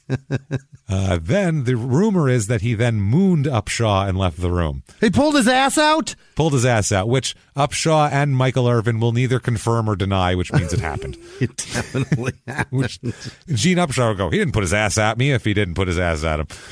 So Upshaw, when asked about it, said, quote, "What he did was immature, childish, and juvenile." You know, like pulling your ass out. Yeah. What I saw was a bunch of teammates looking at him and thinking, "What a selfish son of a bitch." And Michael Irvin's asshole, sir. Yeah, and look at his asshole. So, May 1993, he is cited for disorderly conduct. Okay. Which is, you know, it seems like it was waiting to happen. Yeah, it seems like that's the start of every evening. Yeah. He was out celebrating his younger brother Derek's graduation from high school, and Michael tried to buy a bottle of wine from a convenience store. The clerk refused to sell it because Derek was 18 and he was with him. But, okay. Which is It's fucking the law. stupid. I'm sorry. Yeah, it's his brother. Yeah, but they know what's happening.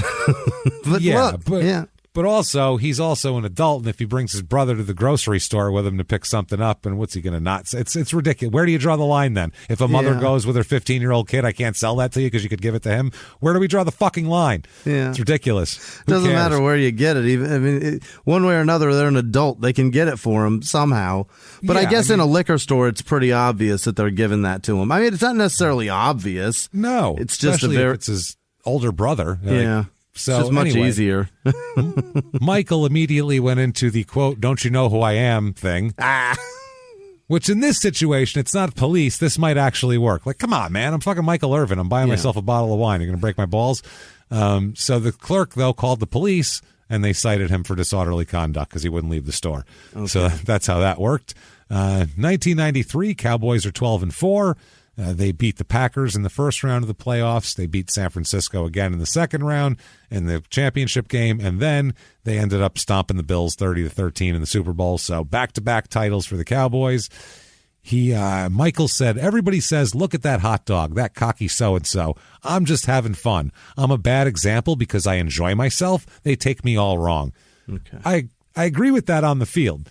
Yeah. I have no problem with anything he does on the field. No problem. I don't mind shit like that on the field. Yeah. I don't mind people celebrating after a touchdown. Don't let them score if you don't want them to fucking celebrate. How often do you get a touchdown? It doesn't happen that often. Fucking celebrate it. He's Why only else are you getting playing? 12 a year. What are you playing for other than to celebrate a touchdown? Like that seems like the whole point of it. It's like a goal in hockey. That'd be like telling them, put it in the net and then somberly skate away. No, they're gonna throw their arms up and dance around. And that's the yeah. I don't think the dance hurts the 52 men on the other side of the field as much as it hurts the 52,000 people in the stands that are there cheering for the Eagles. That's what it is. It's fans writing letters to Goodell or whoever the fuck the Tagliabue or whoever the fuck. Yeah, that's who it is. That's why they do it, because the guy's tired of fielding all these goddamn letters. Mad at Terrell Owens for Sharpie or whatever the bullshit or thing. Randy Moss for fake pulling his ass out. Who gives a shit? That's the entertainment. Who cares? Yeah, that's exactly what I'm saying. I don't fucking care what the hell the guys do after they score a touchdown. Who gives a shit? They have to. There's a minute where they have to switch guys on the field anyway for the kick. So who gives a shit? Let him have his time. If we take that away from the game, all it is men giving each other concussions that you're denying happen. Yeah. Well, that's why they called it the no fun league forever. The NFL. Yeah. That's why, because they're not even allowed to fucking have joy. Yeah. It's terrible. So on the field here, he said, quote, some people might say I'm greedy or selfish, but not my teammates. They understand me. I get them pussy. He didn't say the last part, but it's kind of what he was saying. I get him coke and blowjobs. You know how that goes. And Alvin Harper backs him up. He said, everybody on this team wants the ball. We just show it in different ways. We don't look at Mike as selfish. When we need to get it done, what the guys in the huddle are saying is, let's give it to Mike. Which is probably true, too. Mm-hmm. Now, there's a funny story from him being on a diet. He's at the Palm restaurant in Dallas. He tells everybody he's on a diet, and all he's going to eat is a plate of Clams Casino, an appetizer, with no main course. Okay. He's on a diet. He gets the clams, eats them all, even eats all the dinner rolls on the table, sops up all the juice on the plate, and everything like that. So, anyway, all the clams are gone, and he sopped everything, ate all the rolls. He calls the waiter over and says, you know what, diet's over. I'd like a 4-pound lobster, please. I'm done. I want the biggest lobster. One you got back there. Yeah. I've had enough of that shit. Give me that fat fuck in the middle. I'll take him. So that year, though, good year for him. He had 88 catches, 1,330 yards, 7 touchdowns. And they said he's the last guy to leave the facility every night. He breaks young players' balls about work habits, tells them to stay later. He says, where are you going, to watch cartoons? Stay later, watch film, do this shit. The quarterbacks, he breaks the backup quarterback's balls to stay after practice to throw him extra routes when everybody else is gone. So they said he'll throw up on himself and just keep running the routes, puke all over his jersey. He's just doesn't care. Gross. It's interesting, man. He said he still lived in the kind of modest home at this point. Mm-hmm. He said, quote, that serious spread, the all-out mansion, I don't do it. I've got too many people to take care of. I can't go out on the limb. Okay, that's responsible. Mm-hmm. He does party like a motherfucker, though. They go out to the strip clubs, like we said. They go out to a one which is owned by Tony Dorsett and Eugene Lockhart, the ex-player. Really? Is it's a bar, and they would all go there, and then other people started, like groupies and fans started getting wind of where they would hang out after practice, so they needed another place to hang out. So they leased a house. Yeah. For themselves. Everybody together. We pool our money. Well, Irvin said, quote, we did have an extra house, he says, and after thinking I didn't want to go to hotels and all the problems that they cause, I thought maybe we should just get guys together and buy an extra house, a party house, a fuck pit, basically. Yeah. Let's get a fuck pit. So it's 114 Dorset Drive there, rented under the name of Alvin Harper. Yeah. He leased it. It's pretty wild. It's basically... It's, they want to keep it low key, but they have like guys in Ferraris bringing like 4 strippers at a time in. So it's very hard to keep it low key. Like the neighbors tend to notice that shit. Who's that 350-pound guy with 4 large-breasted women pulling up in a Porsche? How does that, with one of the women sticking out of the sunroof with her tits out? How does this work exactly? This is not normal in the burbs. Fantastic. Jesus Christ, man. Hey, clean up that stickball game. We got girls to fuck over here. Let's go. Come on, clean it up. Nate Newton, who was a big participant here, he says that it wasn't about prostitution, though. He said, quote, "What did we need prostitutes for? Women laid down for us." Yeah. Jesus Christ. One guy, the team's beat writer for the Fort Worth Star-Telegram, said it was a frat house, but most frat houses don't specialize in hookers and cocaine. But the girls weren't buying them. Yeah, that's they were degrading. partying with them. Yeah. That's very degrading. They said it was definitely noticeable from the neighbors. One of Irvin's close friends said, quote, "Everything that happened in the White House, I'm assuming Padini had a camera on it, who was the guy that they hired to install video cameras hidden throughout the bedrooms." Wow. So they could film their escapades. That's extra scummy. That's some Dennis Reynolds Always Sunny in Philly shit. That's, like comic level scumbag, that is. That's awful. He said, quote, "He didn't tell the guys they were being filmed at the time, but surprised they were." Jesus Christ. That's wild. They hired cleaning ladies for $75 a week who must have just imagine what they... Jesus. One of the friends said they used to find all kinds of crazy shit you can't even imagine.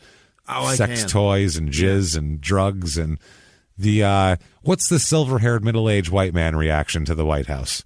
Okay, what does Jerry Jones say about it? Boys. That's kind of what it was. Well, when it became public a couple years later, he says, quote, I called to ask Michael to get out of a meeting and come into my office. When he walked through the door, I unfolded the big paper in front of him and said, "What do you have to say about this?" Yeah. It was a newspaper with it in there. And he said, Irvin didn't blink. He looked at me and he said, "Jerry, this is a classic case of trying to do the wrong thing in the right way." Wait, what do you mean classic case? Yeah, I wanted to fuck women and do all this shit, but I tried to do it under the radar so you wouldn't get any shit, and it just didn't work. So Jerry said, quote, "Now how can you stay mad, and how can you not love that answer?" How can you stay mad, or how can you not love that answer? Because it's fucking bullshit. That's why.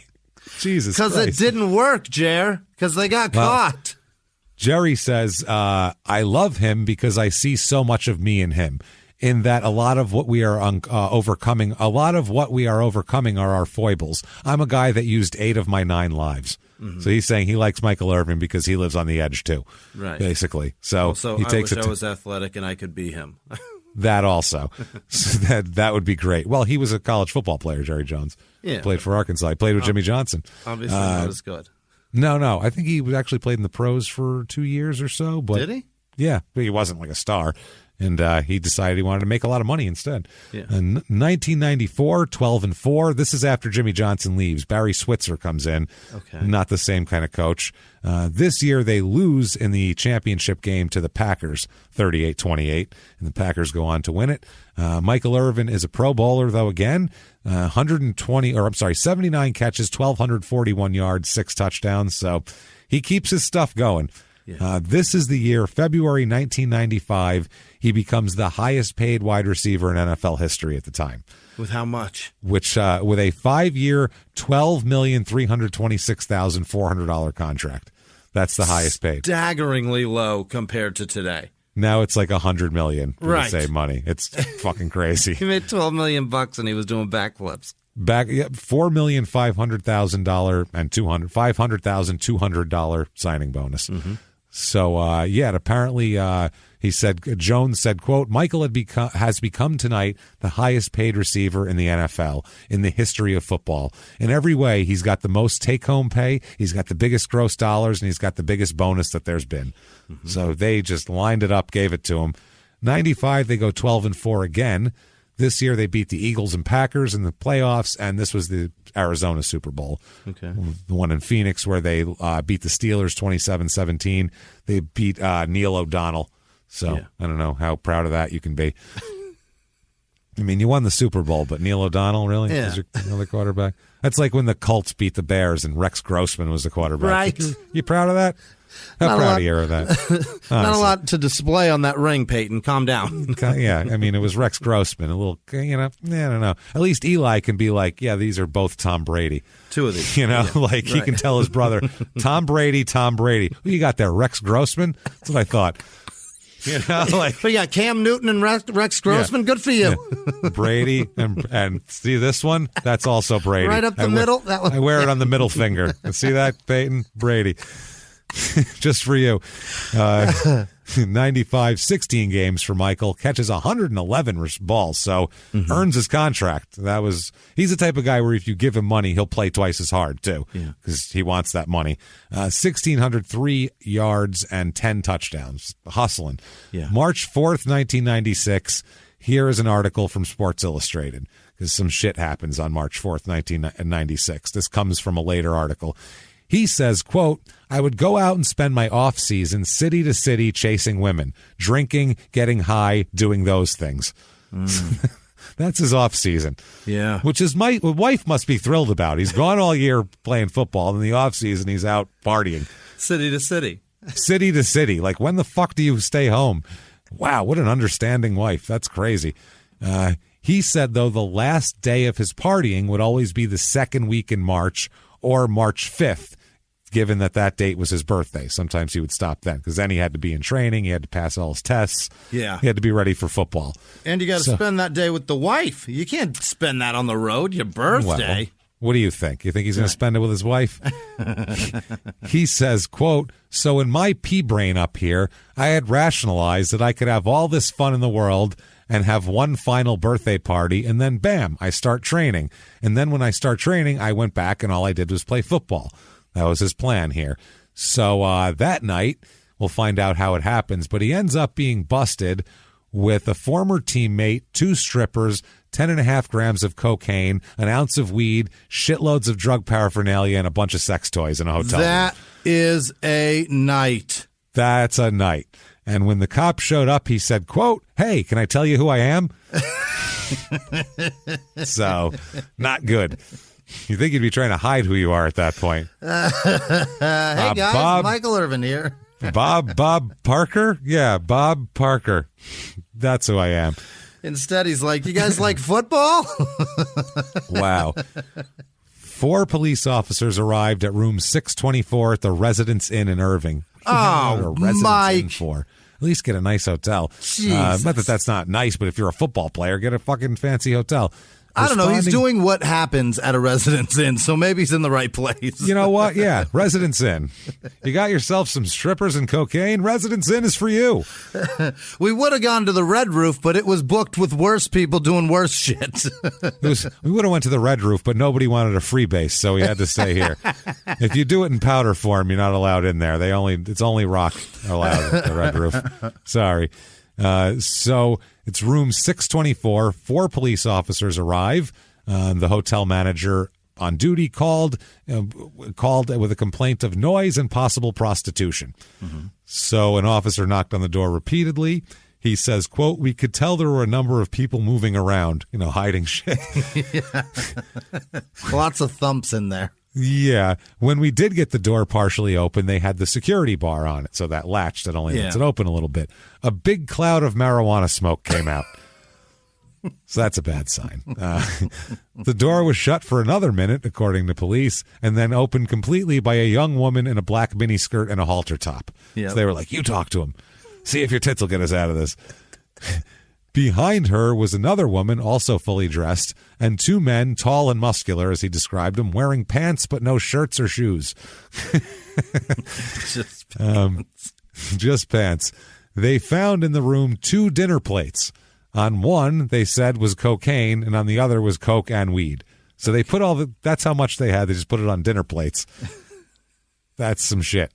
So in the Residence Inn, those are the ones that are in the cabinet, because this is an extended stay place. It's got a kitchen in it. It's got silverware. That's why they're there, because they're like, we need a place with dinner plates. The Red Roof doesn't do dinner plates. We need one of these extended stay joints with some fucking traveling insurance salesman next door to me going, I wish my life was that good. So They said once the handcuffs came out, one of the men said, "Hey, can I tell you who I am?" It was Michael Irvin. Don't worry. We're going to need to know who you are. Don't worry. We got your ID. The officer said, quote, "I know who you are," and then handcuffed him. So it didn't work exactly. It was a $119 a night hotel room. Oh, God. Do better. In there were two, quote, self-employed models, as they put it. Right. Angela Renee Beck, who was 22, and Jasmine Jennifer Nabwangu, who was 21. And a former University of Miami and Cowboys teammate, tight end Alfredo Roberts, who's also one of Irvin's business partners. So they were partying. They seized all the coke, like we said. That's a shitload of coke they had, basically. And, legally wise anyway. Yeah. And rolling papers and razors and tubes with residue in it for snorting and, all the accoutrement. As it was going down, Beck, the one girl, said, quote, "This is all mine." It's what? All mine. She said, "I bought it. It's all mine. That's it. Sorry." And they said, quote, "We don't arrest, quote, it's not unusual for us to get loud party calls and for officers to walk into a room full of people with drugs lying around. We don't arrest everyone in the room. You had somebody saying it's mine, all mine, and based upon the location of where a lot of it was found, it substantiated her claim that it was hers." Mm-hmm. Yeah, right. She's partying all alone. Yeah. At 1:15 a.m., they released... the police released 3 of them and kept Beck. They kept her for another hour and a half. She's booked on possession of cocaine and marijuana. And they said, quote, "Obviously she did take the rap for everyone involved," is what they said. So at 3:50 a.m., she did get her first visitor, who was Irvin's lawyer. That was nice of him. Yep, and another lawyer. The one lawyer said, quote, "I'm not exactly sure who called me, but somebody said she was in jail. So I said I'll go talk to her and tell her I'll get her out."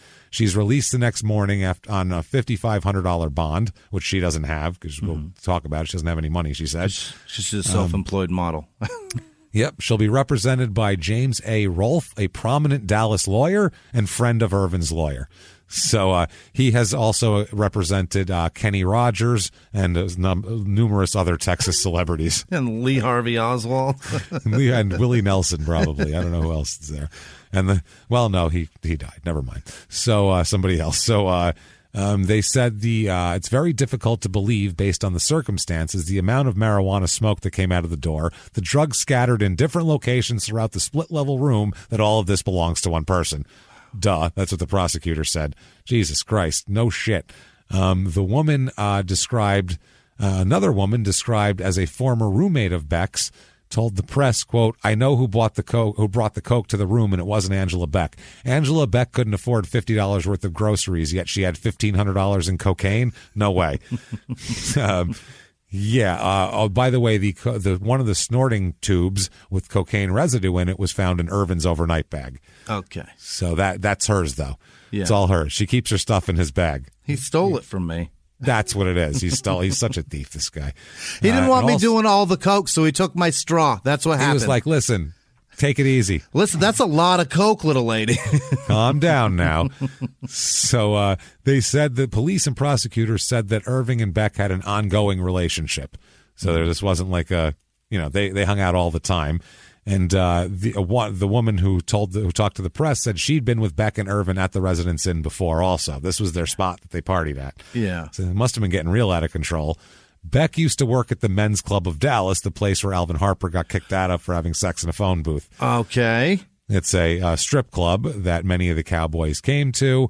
And it's believed, this is a great line, "It's a place believed by its management to enjoy a classy reputation." Nick Nemeth, the manager, said, quote, "We even serve lobster." Oh, well, that makes it great then.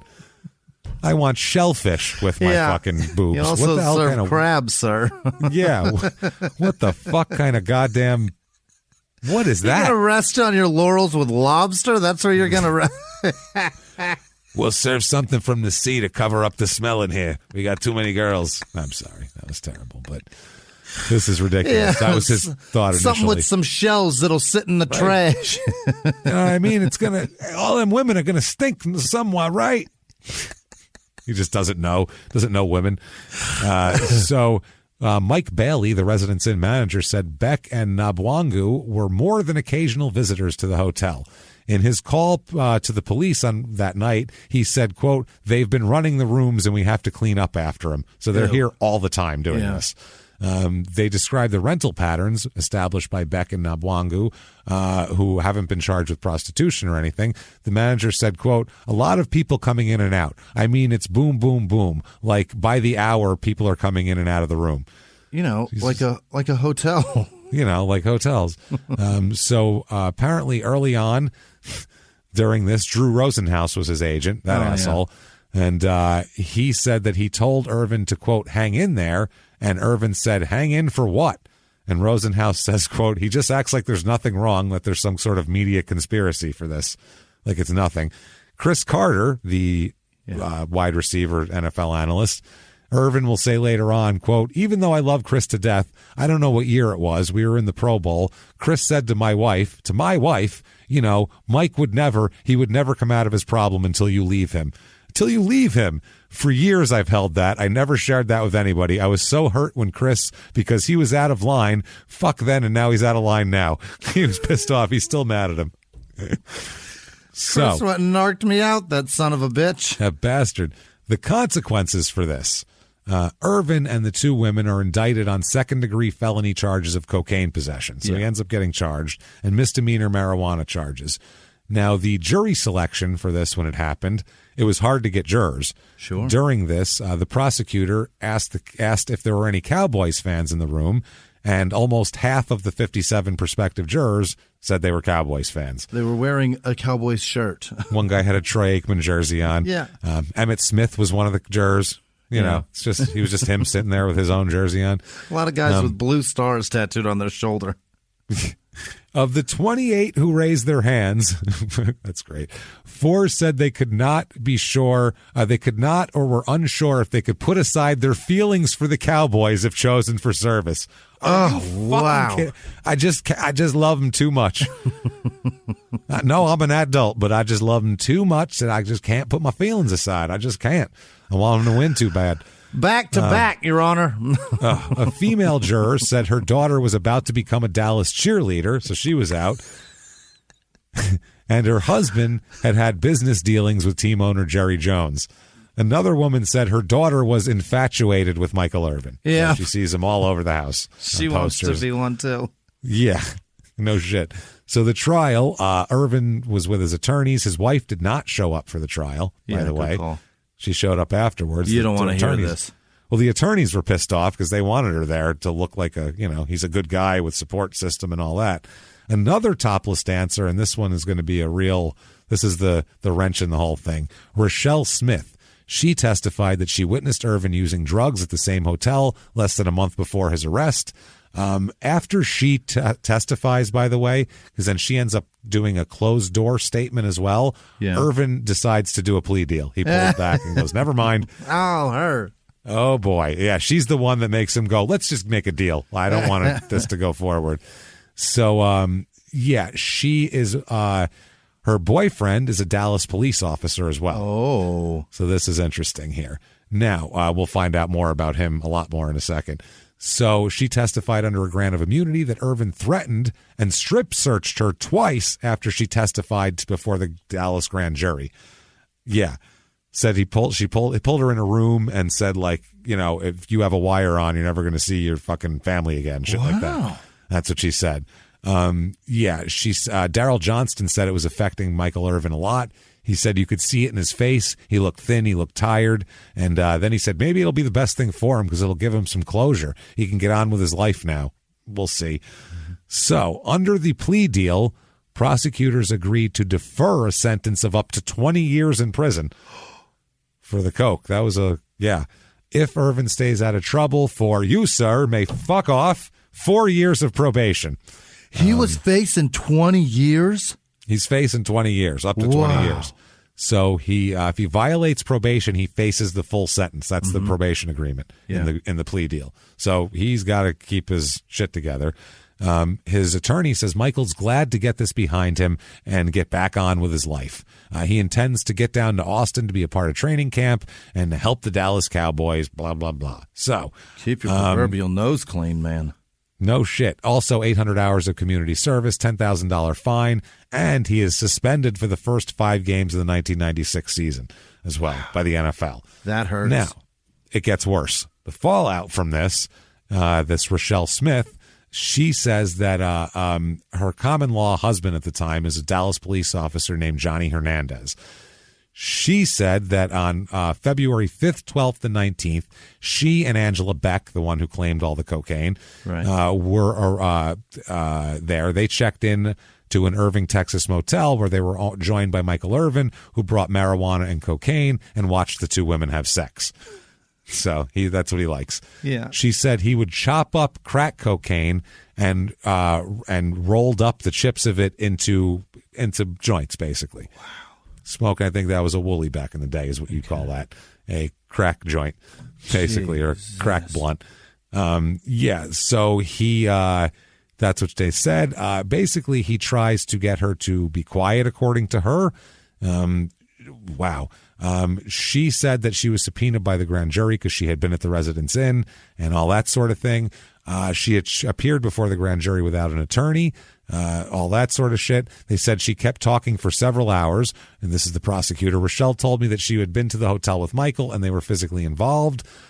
Smith called Irvin to tell him she had gone to the grand jury, and Irvin had 2 gophers, Dennis Padini, who we've talked about, and Anthony Montoya, who we've brought up, take her to an apartment so he could question her. Yeah. So he had 2 of his thugs go pick her up, basically. And according to this source, the men, fearing that she might be wired, strip searched her before they would let her talk to Irvin. So then, according to the source, Irvin said, quote, told her that it would be real foolish to say that stuff in court, and that he told her she would regret it. Okay? So now Hernandez, Johnny Hernandez, he gets pissed about this. He hears about it, her common law husband. He's furious. So he unknowingly struck up a relationship with someone acting as an informant for the Dallas police and the DEA. Okay, now he decides that he talks to this informant and broaches the possibility of hiring this guy to kill Michael Irvin. What are you doing, man? That's what he said. The informant put Johnny Hernandez in touch with an undercover DEA agent, and Hernandez came up with $2,960 in cash. Jesus, he was scraping it. I got 3 20s. Anybody? I'm trying to get to 3. Come on, who's got 2 more 20s? Think about that. That is a very reasonable amount of money to kill the highest profile wide receiver in the NFL. What do you always say, James? If you can afford it, yeah. If you ask someone to kill someone, how much, and they give you a price, and you go, that's not bad. That's not a real hitman. That's a cop. If you can afford it, it's a cop. So apparently it was That's 30,000. reasonable. $3,000. Well, no, 30,000 was the whole deal. It was going to be 30,000, but 3,000 was like his down payment. I guess 10% you want to put down. He couldn't even get there. Like it's a car. That's what I mean. It's like another 220s. Come on. He ends up being arrested during the trial. So this became a big thing during the trial. He got arrested during Michael Irvin's trial. Right. He was taped in multiple conversations with various informants describing how he could only come up with $2,960,000 of the $30,000 required to pull it off. He agreed to pay off the remaining balance by protecting drug dealers from police investigations. They said, well, we know some drug dealers. If you could protect them, then you could work it off. And he was like, great, I'll do that then. So, oh, my God. They're just getting him digging deeper and deeper and deeper. He made multiple payments and then was arrested during the trial of Michael Irvin here. So, one of his officer friends said, quote, Johnny was a real Boy Scout, a real weenie of a guy, but he also had a streak of that macho cop thing in him. That's what got him doing something like this. No shit. The one guy, a police source said, this is a jealousy thing. It isn't going to be a great super spy novel. They were like, it's all good. Don't worry about it. It's not the police department. Don't look at this. It's just one guy. Another one, Smith said she will stand by her man. She said, quote, he's a really great guy. He just tried to kill an NFL superstar. You know how that goes. But I mean, for me, isn't that sweet? No one's ever tried to kill anyone for me. She said, quote, all he ever wanted was to be a police officer and work with kids. And all this, I believe he had nothing but good intentions. You kids murder for hire. It's not good intentions. I believe you, but I don't believe you. Yeah. So Hernandez is sentenced to 6 years in prison as part of a plea agreement in exchange for a guilty plea of attempted solicitation of capital murder. Mm-hmm. And Michael his wife now knows about everything. Yeah. His wife now knows about all the shit he's been doing. Right. Imagine that coming out at home. Imagine the fucking fallout from that. Holy shit. Yeah. Being in that room. Yeah. Like, you're not getting out of that living room. No. You're not going around. Yeah. That's fucking worse off. than living in the Nevada desert in the 50s. You're done. Dangerous. You are stranded out there. So he gets home and his wife gives him the fucking what for, as you can imagine. Just burying him. You no good so-and-so and all this shit. I mean, imagine the shots fired, you know? Yeah. She's got to be just throwing it out. And he's just like, whoa. He wants out of it, but how do you get out of this? And then the phone rings. Yeah. And he's like, fuck, thank God. Phone ring. Good. Anything to get me out of this. He picks it up, and it's worse than his wife. You know who it is, Jimmy? It's Andrew Theron, ice cream company marketing expert and fraudulent payday loan scam avenger from Boston. And he says...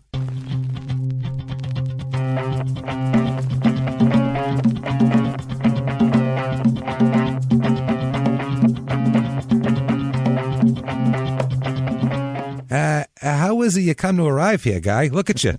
You lousy bastard. You know I tracked you down. I hunted you. Michael Irvin. What do you think of that, pal? I hunted you. You know why you're a bum? How'd you get my information, Michael? You're a bum, Michael Irvin. That's why. What? You didn't? What do you mean you haven't been trying to collect my debt? It doesn't matter. I hunted you, you bastard. Michael... And then he breaks through the window. He hears nothing. And he's actually outside. He comes in on a grappling hook through the window, busts through the glass. Michael Irvin's very freaked out. I found you. Here you are. Look at you, you lousy bum. You're holding women in rooms, you piece of shit. You got all sorts of money. You never got with Belichick. That's the problem. He would have straightened you out. But look at you. Now you're a fucking bum. You're a bum. You know what's going to happen, right? Where is she? I'm going to rape your wife. Where is she? I'm going to rape your goddamn wife. Where is she, Michael Irvin? I don't care if I got no beef with you. I'm raping her. Let's go. Come on. No, what? And then he decides against it. You know what, Michael Irvin? Stop calling me Michael. Michael Irvin, I hunted down your information. I got you. And I'm here. And I'm coming for it. I'll tell you what, if you ever try to collect a fucking debt on me, I'm coming for you. You know, you better hide your wife is all I got to say. I know. And then he jumps back out the window, and poof, he's gone. Andrew Theron, he's gone. Avenging payday loan scammer. I'm going to rape your wife wicked hard, I tell you. Get her over here. Where is she? Oh, fuck. No, that's terrible. But you had to. If you didn't hear the last episode, that's going to sound really crazy. It really trust us. That's a real guy, and he's awesome. So, now, Sandy actually is very mad at him, but she told him she wasn't going to leave him at all. What? She said, listen to this, quote, this is some shit. This is, if you're going to be like a cheating kind of like, you know, real philandering asshole kind of guy like Michael Irvin, make sure your wife's religious because that'll get you out of a lot of shit. It's a good way to find a ride or die. If she knows the book of Psalms, you're going to be in good shape. She's going to put up with a lot. Yeah. Because she told him, quote, I've already heard from God. So God's spoken on the whole thing. Oh, he's heard already. She said, I am your wife. You need to go make your peace with God. So she's like, you don't have to make your peace with me. I'm just here on earth. It's God who you got to make peace with. He's like, fuck, cool, done. Later. Shit. Oh, I did that. Yeah. He said, quote, she took the fight from between me and her where I thought, oh, I got a shot to convince and confuse her. And she put the fight between me and God where there was no winning for me. It was really brilliant, actually. She's like, damn, well played, lady. Fuck. I was going to try to lie to you. I can't lie to that, man. Shit. He says, quote, if I was with 2 women, I wanted to have 4. With 4, I wanted to have 6. It got out of hand. I look back and think, thank God I got caught. Thank God I got caught when I did. Yeah, that's like what Jake the Snake Roberts said in his episode. Yeah. Like, you know, you want this, you want 4, you want weird shit. 96 Cowboys are 10-6. They beat the Vikings in the first round and lose to the Panthers in the fucking divisional round there. Mm-hmm. So Dallas fans are not happy about going from, winning the Super Bowl to losing to an expansion team. Right. Michael has 64 catches for 962 yards, his first non-1,000-yard season since 1990, but he still has averages 15 yards a catch, so not terrible. He only played in 11 games. That's a reason. May 8th, 1997, a son is born. Oh, boy. She had his kid after that. She's like, you know what? Unbelievable. Drop one in me. Guess what his name is? What is it? Michael Jr., of course. Of course. If there's ever a guy in the history of this show that we expect to name their kid Jr., yeah, it's Michael Irvin. It's Michael Irvin. He's going to be like Foreman and name all his kids Michael Jr. Yeah. Even the girls, everybody. It doesn't matter. He's not even going to have the wherewithal to go with like Georgina, like Michaela or something. He's just naming them straight up Michael. Michael. That's Michael Girl. That's who she is. Girl Michael, we call her. That's it. Girl Mike. She's Girl Michael. We call 1990. Yeah, Mikey with an I. It's fine. So 1997, the Cowboys are 6-10. Not good. No. Michael, though, 75 catches, 1,180 yards, 9 touchdowns, plays in all 16 games. Doing great. Yeah. He has a great year. 1998 is a huge incident during training camp. What did he do? It's July 29th, 1998. That morning, a Dallas-based barber made his way out to the training facility. That's what they do. They bring barbers there so the guys will stay in the training facility. So you bring everything they need in. And he's cutting all their hairs kind of like prison style, basically. There's a line. You jump in, you get your hair cut. So this barber named Vinny here, he drove out to where the team held its training camp, set up his chair inside the Cowboy dorm, and, you know, he's doing all sorts of shit. The first guy is a defensive back named Charles Williams. He finishes getting his hair cut. And then Everett McIver jumps into the seat. I think it's McIver or McIver. It's spelled McIver, but I think it said McIver if I remember correctly. But Everett is his name. He jumps into the chair because he was waiting online. Michael Irvin pops up next to him and screams, "Seniority!" Wants him out of the chair. Yeah. Now, Michael Irvin, as we remember, doesn't believe in seniority when it comes to lines, if we remember correctly. Remember that? You either got to marry me if you're in this line, or I beat your ass. That's your choices. That's the choice. So he said seniority. This Everett McIver didn't budge because he just got signed as a free agent. He'd been in the league for 5 years and just got some money from the Cowboys. And he's like, I'm no rookie. Fuck you. I'll sit in the chair all I want. Yeah. So he didn't say shit, though. He just sat there. Michael Irvin screamed, "Seniority, seniority, seniority," was screaming in his ear, and then called him a punk and said, "Get the fuck out of my chair." Uh-oh. So now there's a problem. So McIver, who'd been getting his hair cut, he was in the middle of a haircut. Right. It wasn't like he's got a half haircut right now. He's got fucking strips taken out of his head. Yeah. He said, "Man, I'm almost done. Just give me another few minutes."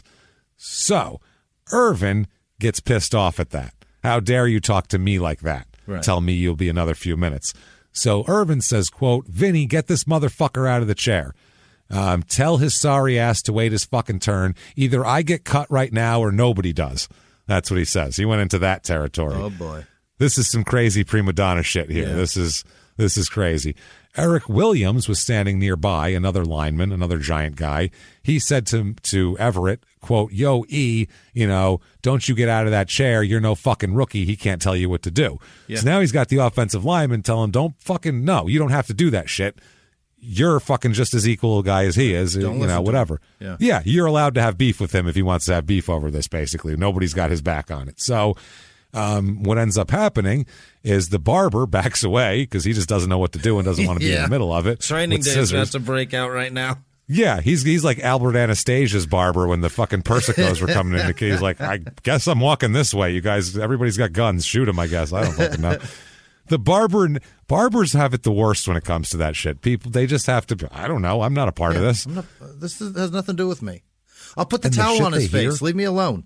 Yeah, the shit they hear, people just talk in front of barbers because they're like, they're not going to say shit. My grandfather was a barber in New York for years. I can't imagine the shit he's heard over the years. Yeah. Imagine the guinea to guinea conversations that people have had in those chairs. Some crime and shit. Yeah. So he backed away. Everett stood up and shoved Michael Irvin in the chest. So Michael Irvin shoved him back. So Everett shoved him again.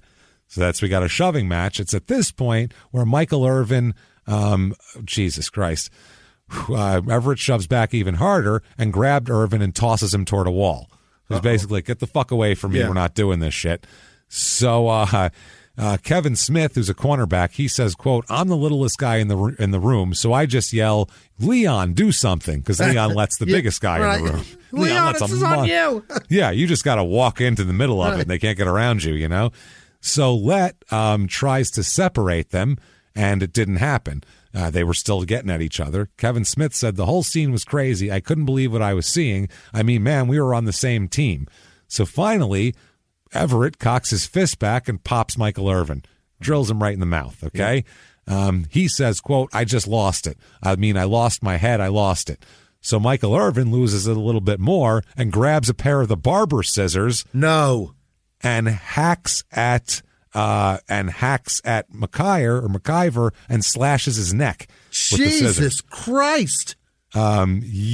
Just basically left a hunk out of the tip of the scissors because he didn't have them open. He just used them like a shank in the neck. That's attempted murder. Yes, it is. That's the thing. Went in just above his collarbone, inches from the carotid artery. So could have killed him. So he screamed. Kevin Smith said blood immediately shoots all over the room, and we're all thinking the same thing. Oh, shit. This is the thing. So there was silence. Everyone was like, what the fuck just happened? This is crazy.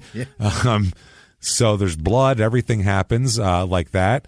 So the fight's over anyway. Yeah. But Jerry Jones immediately brokers a 6-figure settlement between Irvin and McIver in exchange for Everett's silence and to prevent him from pursuing criminal charges against Michael Irvin. So basically, it comes out as misunderstanding, no big deal, all taken care of. 6 figures. 100 or like high 6? Who the fuck knows? My point is, I don't know that I'm settling scissors to my throat for low 6 figures. That's not enough. Especially if Jerry Jones is involved. Right. Like, motherfucker, you have the most to lose here. Right. So you're going to pay up at this point if you let this fucking asshole run around in the locker room. It's got to be $650, right? Has to be something like that. That's what I was thinking too. Over half. Yeah. Over half. Call it over half, tax-free. Yeah, here you go. So 1998, they go 10-6 under Chan Gailey, but then they lose the wild card game to the Jake Plummer-led Cardinals, which is an embarrassment. It's 20-7. And so Michael Irvin that year had 74 catches, 1,057 yards, 1 touchdown only, which is strange. All those catches, 1 touchdown. Odd. 1999, Cowboys go 8-8 that year. Make the playoffs at 8-8. And lose to the Vikings in the wild card round. But that doesn't matter because Michael doesn't get that far. No. During the 5th game of the season, he's tackled by Eagles defensive back Tim Houck. And I don't know if you remember this. He's motionless on the field. Oh. Looks like he's dead, basically, laying there on his face, motionless. And the crowd cheers. The Philly crowd Philadelphia cheered a spinal injury. Wow. Because that's how much they hate Michael Irvin. And they cheered. How much Philadelphia hates any rival. Yep. He absolutely. And it's funny because if you read articles about it now, they say the crowd allegedly cheers. And it's like, I watched the game. They cheered. The announcers were like, wow, that's classless. The crowd cheering a potentially dangerous spinal injury. Like they were talking about it. It was obvious. Take it easy, Al Michaels. You're lucky the people in the front row didn't try to rape him. Yeah, that's the other thing. I got him. We're going to rape him. All right. Where's Andrew? He's Andrew, lead the way. Put that D battery right up his ass. Where's his wife? Andrew's screaming from the back. He's carted off the field on a stretcher and never plays again. That's it. That was it. He was like Sterling Sharp, that one injury. How ended him? Never came back. It was a non-life-threatening cervical spinal cord injury, and it was diagnosed as a narrow spinal column It's cervical spinal stenosis, which forced him into early retirement. It's the top of the spine between the neck and the shoulders, babe. That's bad. Not good. Yeah. Not good. Reportedly, this is in this article I had to copy and paste it because it said many of the Eagles fans in the crowd reportedly cheered. Not reportedly. Watch the footage. They cheered. So once it became apparent that he was injured, and again when a stretcher was delivered onto the field, they cheered each time. So there's that. Can you imagine being that hated? Goddamn. You can't move your legs and people are happy about it? Yeah, that's a weird feeling. That's a crazy feeling. Thousands of people are thrilled. You're lying motionless like you're dead. Fucking ridiculous. So, he finishes his career with 159 games played. He had 750 receptions, 11,904 yards, 65 touchdowns, and averaged 15.9 yards a catch. So, wow. Hell of a goddamn career. 2000, he's inducted into the University of Miami Sports Hall of Fame. Of course. Obviously. Yeah. July of 2000, even better for Michael, his probation ends for the cocaine charge in 96. Oh. Look at you, Mike. He outlived it. He outlived it. Barely. Yeah. August 10th, 2000. Like he was celebrating his probation ending, I think. For sure. Officers from a multi-level drug task force went to an apartment to arrest a woman for heroin trafficking as part of a regional sweep. Mm-hmm. This is the FBI saying this. The woman named in the warrant had not been located, and Irvin was not a target of the probe. But they said, quote, "This is total happenstance. We had no prior knowledge he was going to be in there. He's just hanging out with a heroin trafficker. That's all." So the woman here was, she wasn't home, but another woman was in the apartment, a 21-year-old woman named Nellie Adam, who was described as, quote, "a friend of Irvin's." She was taken into custody as well. Right. Irvin told reporters, quote, "I really don't know what went on. I was visiting someone and the police came looking for somebody else and I was at the house." Didn't know. He said they tore up the house and they found, I guess, what you would call a roach, a half a joint, and that's why I got arrested. Right. Irvin said police found nothing on me. They impounded my car. They searched my car. They found nothing in my car. That's all I got to say. So that's what he said here. Me, a 30-something-year-old man. I'm just visiting my 21-year-old friend. We're just friends. I visit 21-year-old. We just visit. We play like gin rummy for a little while, and then I go home. You know how it is. It's visiting. Who lives with a heroin trafficker, by the way. You know, roommate of heroin traffickers here. So he says that he would reserve comment until he knew more details, Jerry Jones says, saying that there was a falsely accused sexual assault the year before, so he doesn't want this to happen again. That was that whole incident with Nate Newton. I didn't want to recap it. That was that happened. Michael Irvin was involved in that. So he said, "I would remind us all that Michael's been a victim of false allegations before. I know this. I'm going to be very sensitive, very careful how I come to any conclusions." Okay. That's Jerry Jones here. So, Jesus Christ. They wouldn't answer the door when the police came to the door, first of all. Not. That's the other thing. They wouldn't answer the door. Police task force agents arrived with the search warrant. They entered the apartment forcibly because they had a search warrant, and Irvin and the woman were placed under arrest. Why wouldn't they open the door? Right. I'm innocently visiting with my friend. Yeah. If a police task force, you open the fuck, you don't go, shh. You guys you're interrupting Mahjong. Come on, we're almost done. Michael says, quote, "I've had problems, but not with the law. You only get into trouble with them if you aren't good at what you're doing. If you don't get caught, they can't call you a criminal. I wasn't the kind to go around shooting people or anything, but I had my problems early on, which is the best time to have them. I don't know what might have happened. I think a lot about that now." Mm-hmm. What it happened. It's all happening. That's what. I don't know what would happen if I kept doing drugs. Yeah. Then he says also, that's what he said at the time, but then later on he admits that when he quit football, he just partied more. Yeah. Just more. Yeah. He says, quote, "Where I got lost in the partying is when I retired. When I retired, I go through February and I'm getting high and having a great time. And then March comes around and I'm still having a good time. And then April comes around and I said, okay, enough of this. I got to get focused on what I'm going to do next. I'm no longer playing football. And all the years prior to that, I was able to just stop. But now I could not stop. I had to get some counseling on it and find out what it was. I was switching addictions from playing football." So a guy like that puts that much into football, he definitely needs something else to put his energy into. Yeah. What he does find in 2001 is religion again. Oh, boy. This is kind of his like third religious thing. Yeah. A little bit when he was a kid. Yeah. In 1997, he said he found Jesus in Deion Sanders' bathroom.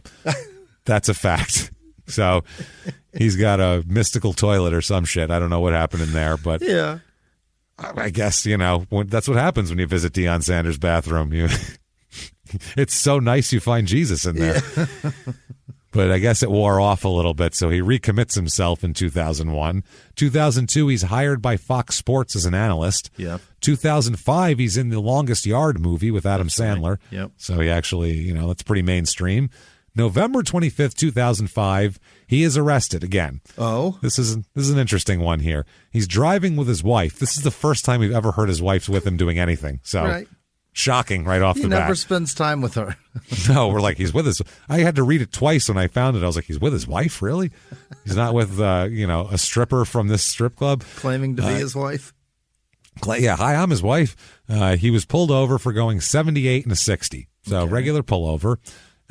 He's arrested for an outstanding warrant and on an unpaid speeding ticket, but also is cited for misdemeanor possession of drug paraphernalia after they search his car and they find a Versace sunglasses case. He's the Versace guy. Yep. And they find a pipe and plastic bags with like little bits of weed in them, basically, spent baggies, basically, there.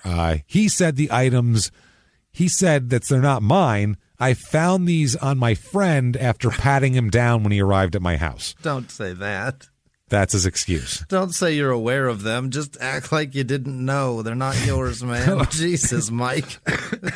Oh, it gets worse.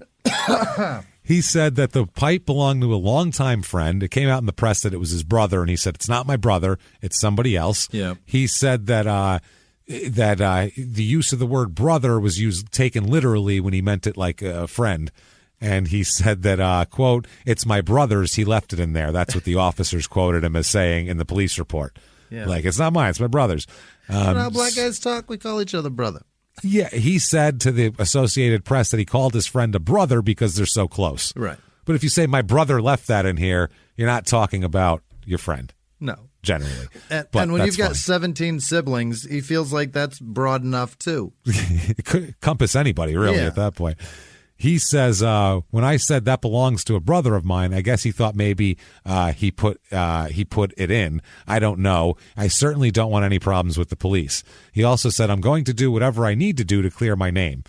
So, he says that a friend of his has been dealing with substance abuse problems for, quote, quite a while. Yes, he said Michael Irvin. It's this guy. His name is Michael Irvin Jr. No, shit, that's a real person. His name is Willie, Small Willie. He's Little Willie. That's the guy.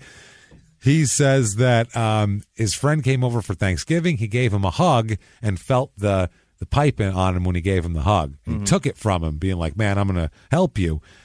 And he said that he put it in his car. Listen to this. This is the reason why it was in his car. Because it was a safer place to put it than inside his home or the trash.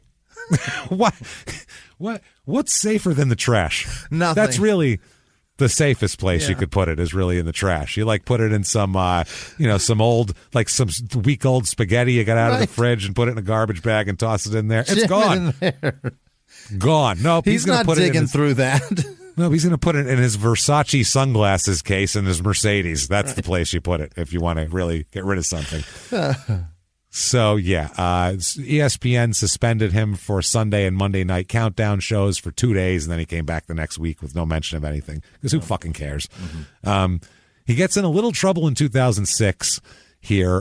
He's on the Dan Patrick Show, and he joked that Tony Romo's athletic ability, because he said he's a great athlete, because he's a really good athlete, he said that it may have been due to African-American heritage, is the way he put it.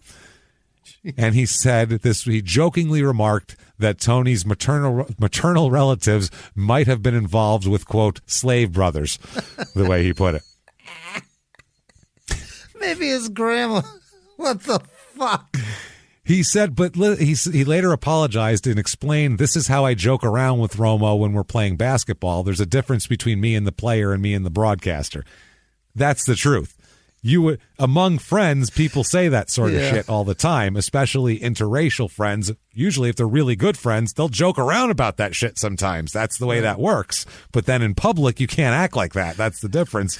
So is Tony Romo not 100% white guy? Who the fuck cares? Who knows anyway? Either way, Michael Irvin's pretty fucking black. I think he can say that if he wants to. I suppose. Like, I'm sorry. Like, if one guy can say slave brothers, it's Michael Irvin, I think. He's the guy. It's not that he's saying something out of line. It's just, it's a weird fucking thing to say. Very weird thing to say, but it's some shit like if he saw Tony Romo dunk, he'd be like, that's because your mama was fucking them slave brothers. You know what I mean? Like, say some shit like that to talk shit, and then they laugh and whatever. But it sounds much harsher in a studio you say it with Dan Patrick with foam on the walls and a microphone and a producer staring at you like a grouper through the glass going, did he just fucking say that? Sounds worse. So, I mean, Jesus Christ. I kind of feel bad for him on that one because that was just him talking some shit and bullshitting. I really feel bad for Sandy the most out of everybody because she's, well, maybe outside of Rochelle Smith and that poor woman who had his kid in 1990. They've been fucked pretty good. A lot of these women have. Even the Cowboys you got to kind of feel bad for. But I feel bad for all these people, Jimmy. But not nearly as bad as I feel for Michael Irvin, Chief Executive Officer at Palms of Pasadena Hotel. Or hospital, not hotel. This has He's to a serious be so man. deep. I got to pick some good ones. Yeah. Michael Irvin, sales team lead at Azura Marketing at the he went to the Franciscan University of Steubenville. That just sounded very much not like Michael Irvin. Michael Irvin, partner Legacy One Financial Advisors. Oh. You do not want Michael Irvin advising your finances, I don't think, based on what we've just discussed. Michael Irvin, PhD candidate at Vanderbilt University. My current work focuses on a novel machine learning method to better integrate medical data into, who the fuck knows? This is smart Trying person. To streamline medical data. And finally, Michael Irvin, purchases systems admin in Dallas County. Oh, my. Experienced system administrator with a demonstrated history of working in the government administration, blah, blah, blah. Fucking guy lives in Dallas, this poor bastard. He can't get around it. 2007, he claims to be a victim of blackmail, Michael does. He says that he's accused of assaulting a disabled contractor. What? That's horrible. I hope he didn't do that. He did what? Oh, my God. Okay. I don't know why, but you know what the guy's name is? What? Who he allegedly assaulted? Sean Vandergrift. He's got the word grift right in his name. You can't. His name is Vandergrift. That sounds like a bad screenplay someone named the character. He's Vandergrift and he's grifting. We should change the word blackmail to just Vandergrift because it sounds like him. Yeah, it sounds he like tried to Vandergrift him, and I don't appreciate it. He filed a lawsuit against Irvin, claiming Irvin yelled at and grabbed him during a dispute in December 2006. Irvin's lawyer claimed Vandergrift originally asked for $175,000 in damages, then demanded as little as $55,000 when challenged. He says that this happens all the time. Vandergrift later dropped his complaint, so he's probably Vandergrifting. Yeah. July 4th, 2007. Seminole Hard Rock Hotel and Casino in Hollywood. Better than the Residence Inn, I guess. In Florida, though, right? It's in, of course, Hollywood, Florida. What are we talking about here? It's not he's a Florida guy. The incident was reported to Seminole Tribal Police on July 20th, 2007. This woman, as we'll talk about, signs a waiver of prosecution at that point. And basically, she accuses him of sexual assault on the 4th of July, 2007. Oh, God. A month later, August 4th, 2007, he's inducted into the Pro Football Hall of Fame. So, a month prior, he's accused of sexual assault. And then he's up on the podium being like, this is great. I was a great player, wasn't I? Wasn't I great? Jesus Christ. October 14th, 2007, he also accepts his Hall of Fame ring at Texas Stadium. And in his speech, he proposed to Roger Goodell that all drafted rookies have a tour of the Pro Football Hall of Fame to better understand their football history. Also, this is see the guy my who face. said, this is the guy who said, quote, I don't care don't tell me what you old guys did. Right. I think the young guys need to know what the old guys did now. That's what I've learned. Exactly. And seniority counts a lot in lines. So he's not very steady on any of his beliefs, we'll say. He's a smidge of a hypocrite is all. A little bit. 2009, he appears on the TV show Burn Notice for an episode. September 2009, he appears on season 9 of Dancing with the Stars. That's right. Oh, God, boy. With Ashley Hamilton, Macy Gray, Kathy Ireland, Tom DeLay. Who the fuck wants to see that crooked twat dance? Who is Tom DeLay? He was used to be I think he was Speaker of the House. He was a Republican congressman. Oh, yes. Heavily involved in a lot of fucking scandal, and Enron was tied up with him and all this type of shit, and he had to, I believe, resign in disgrace. He did. So let's put him on TV. Debbie Mazar, who is Henry Hill's girlfriend in Goodfellas, who snorts all the coke. Yeah. Chuck, I believe, right? Isn't that Debbie? Chuck Liddell, the UFC fighter. Right. Natalie Coughlin, an Olympic swimmer. Melissa Joan Hart, who is the teenage witch. Yep. Louis Vito, a snowboarder. Michael Irvin. Mark Dacascos. Who the fuck is that? Iron Chef America. Okay. Aaron Carter. Joanna Krupa. Kelly Osbourne. And Donnie Osmond, who wins the whole thing. Donnie Osmond won the whole thing? Donnie Osmond Can wins you it, imagine? Oh, God. That's crazy. So 2011, there's a settlement in a civil lawsuit from 2007 sexual assault here. Irvin had filed a $100 million defamation countersuit, and that's dropped as part of the settlement as well. His lawyer said, quote, "The parties finally came to their senses. The settlement was reached just last night." So he did something if he paid for it. Yeah. He appears in Jack and Jill with Adam Sandler as Michael Irvin, which is funny. 2011, he's involved in a carjacking, attempted, as he puts it. Somebody tried to jack him? Well, he said that he was recognized by would-be carjackers, and then they decided not to jack him. He said he was stopped at a red light, and potential robbers pulled up beside him, flashed a gun, and he said they put it away when the one guy said, hey, it's Mike Irvin. Hey, what's up, Mike Irvin? Mike Irvin, man, we're big Cowboy fans. And they drove away. He said that Irvin continued to talk with the man for a few minutes, and then they sped away. So he hung out with potential carjackers, is what he said. And then they went and hurt somebody else. Exactly, that's what I mean. And then the police had to drop the investigation because he wouldn't help them at all. Wow. So, yeah, these are people driving around looking to carjack people. Maybe that's bad. Yeah. August 2011, he invests in the Elite Football League of India. Okay. One of the primary investors. Other backers include Mike Ditka, Ron Jaworski, the analyst and former Eagles quarterback, right. NFL linebacker Brandon Chillar, and also Mark Wahlberg. So Marky Mark is involved in this as well. I hate that Disney made him think he's a football player. Isn't that crazy? It was founded with 8 franchises. Now it has 23, 20 in India, 2 in Sri Lanka, and 1 in Pakistan. What? Yeah, apparently the expansion includes basically they aim to expand to 52 teams by 2022. That's too many teams for a league. It seems like how would you keep track of that? The playoffs is like 9 weeks long. Not only that, but I mean, I'm a fan of this team. I've never heard of them before. Oh yeah, because they're like you wouldn't even know all the teams because there's many teams as cards in a deck. That's wild. 2015, he appears on the show Criminal Minds as Michael Irvin, which is probably the most appropriate thing that's happened so far. Yeah. He found the role for him finally. He finally found it, the role of his dreams. Himself. March 29, 2017, there is allegations of sexual battery at the W Hotel. Oh. At least he's been stepping up his hotel game. Hotel's getting better. He went from the Residence Inn to the Hard Rock and Seminole, whatever, and now he's at the W. So you know what's happening? He's getting more points on Hotel Tonight and just getting the nicer hotel because he's getting he's getting that 30% credit card miles and things, and he's getting hooked up here. Apparently, a week later, it was reported to Fort Lauderdale police on March 22nd. A week later, police said that Irvin was someone being investigated in the case. And it was a 27-year-old Florida woman filed a police report saying she feared Irvin had drugged and raped her after she went with him from a bar to his hotel room in the early hours of March 21st.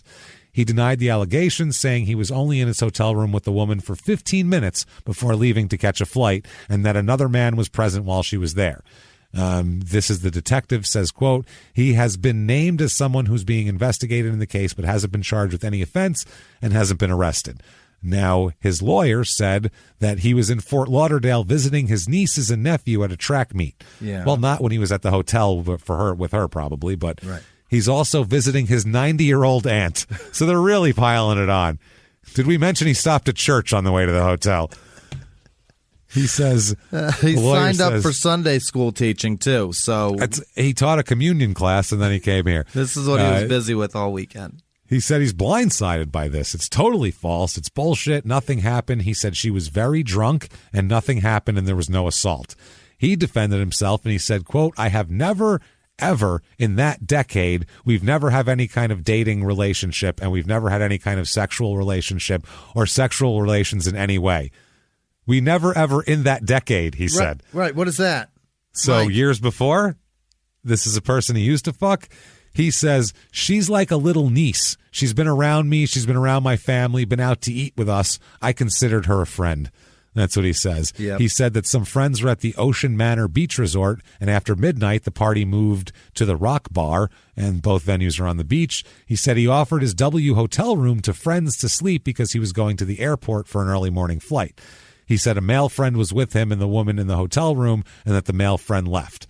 He said that he was only there for a short while, and he also says about that he wants the surveillance footage from the lobby. He says, we're acquiring the tapes. We know we've asked the W to preserve the tapes. They say they have the tapes, and it will show that she walked out of the room with me, and I tried to get her to go back in the room to go to sleep and sleep it off. There was nobody left in the hotel room drugged, passed out, and taken advantage of.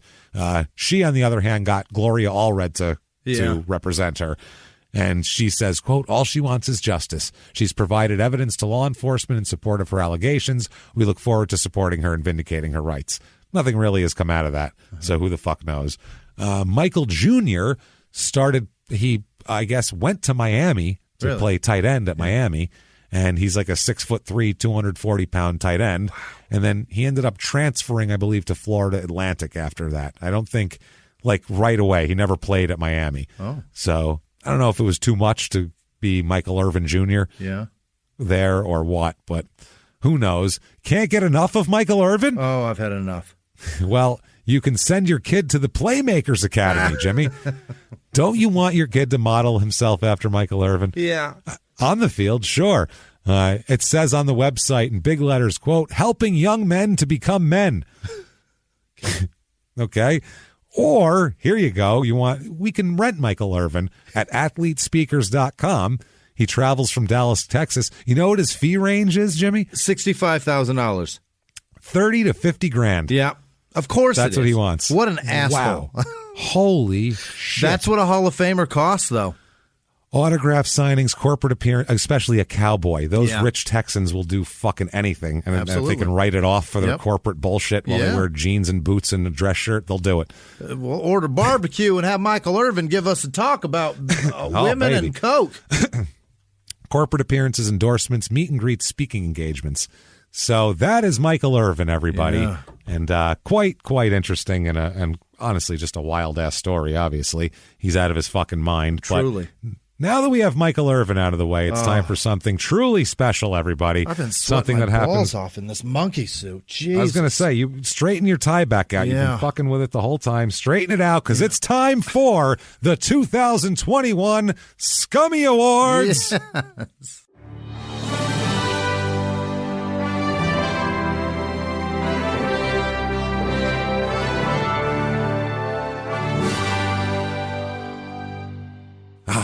Hasn't that the pageantry, Jimmy? Doesn't that music so good?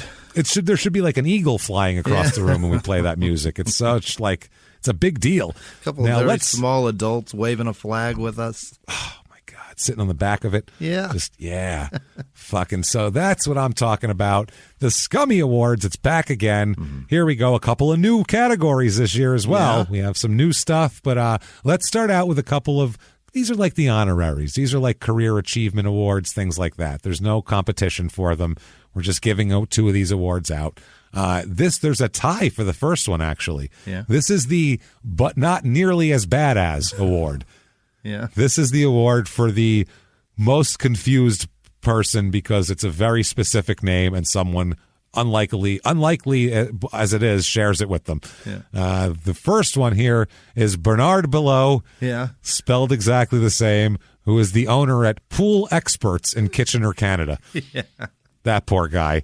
And finally, also Bernard Below again, the tie for senior director at Loblaw in Montreal, Canada. So that was there too. Those poor bastards. Two, and they're not even, what was it, Dutch? No. They're in Canada. So next up is the Golden Gilretha Award. Hell yes. This is the award for the most supportive woman in the face of all logic and and reason and everything else. They'll stand by their man, either their son, their husband, their boyfriend, somebody. Next year, Sandy Irvin's up for it, right? Oh, God, yes. Yeah. Sandy. Are you kidding me? Sandy Irvin she's a front runner right now for that title. Actually, no, because Michael Irvin falls into this year's. Does he? He's this year. As you'll see, he's going to be nominated for something. So he's up for this year. He couldn't beat, though, Stacey Flounders. He couldn't top Stacey Flounders. Do you remember her? No.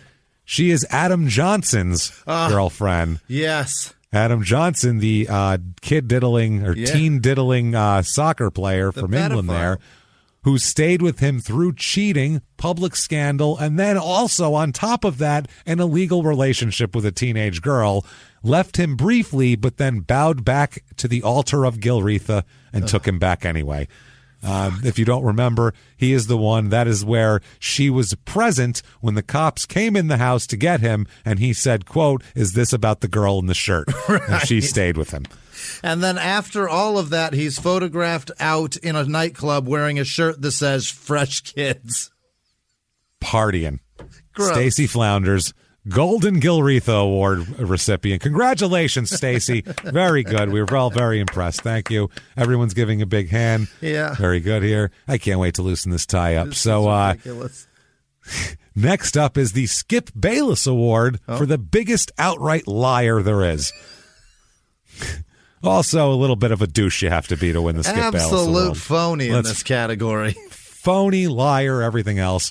There's two from the same sport in here, actually. Okay. First up, James Monroe. Yeah. Remember him from the beginning of the year? No. He is a race car driving fraudster who set up bogus companies to borrow money to buy a McLaren race car. Oh, yeah. And even faked the near death of his son. Right. To the point where people were sending him flowers to get out of a debt payment that he didn't have because he was making everything up. Big liar. Second up, Scott Tucker. Yeah. The last episode we had, he is the payday loan scammer and target of Andrew Theron's rage. Absolute piece of garbage. He scammed 4.5 million people out of billions of dollars, so he's got to be up for the biggest liar. And then finally, Ralph Bartel, a.k.a. Raphael Torrey, who lied about everything. He's a fake Navy SEAL, fake MMA fighter, claims black belts and everything else, but in the end, he's just an asshole murderer. Right. So who buys trophies? Who buys trophies and puts them in a bag, and he's like, I did a deep forest kumite.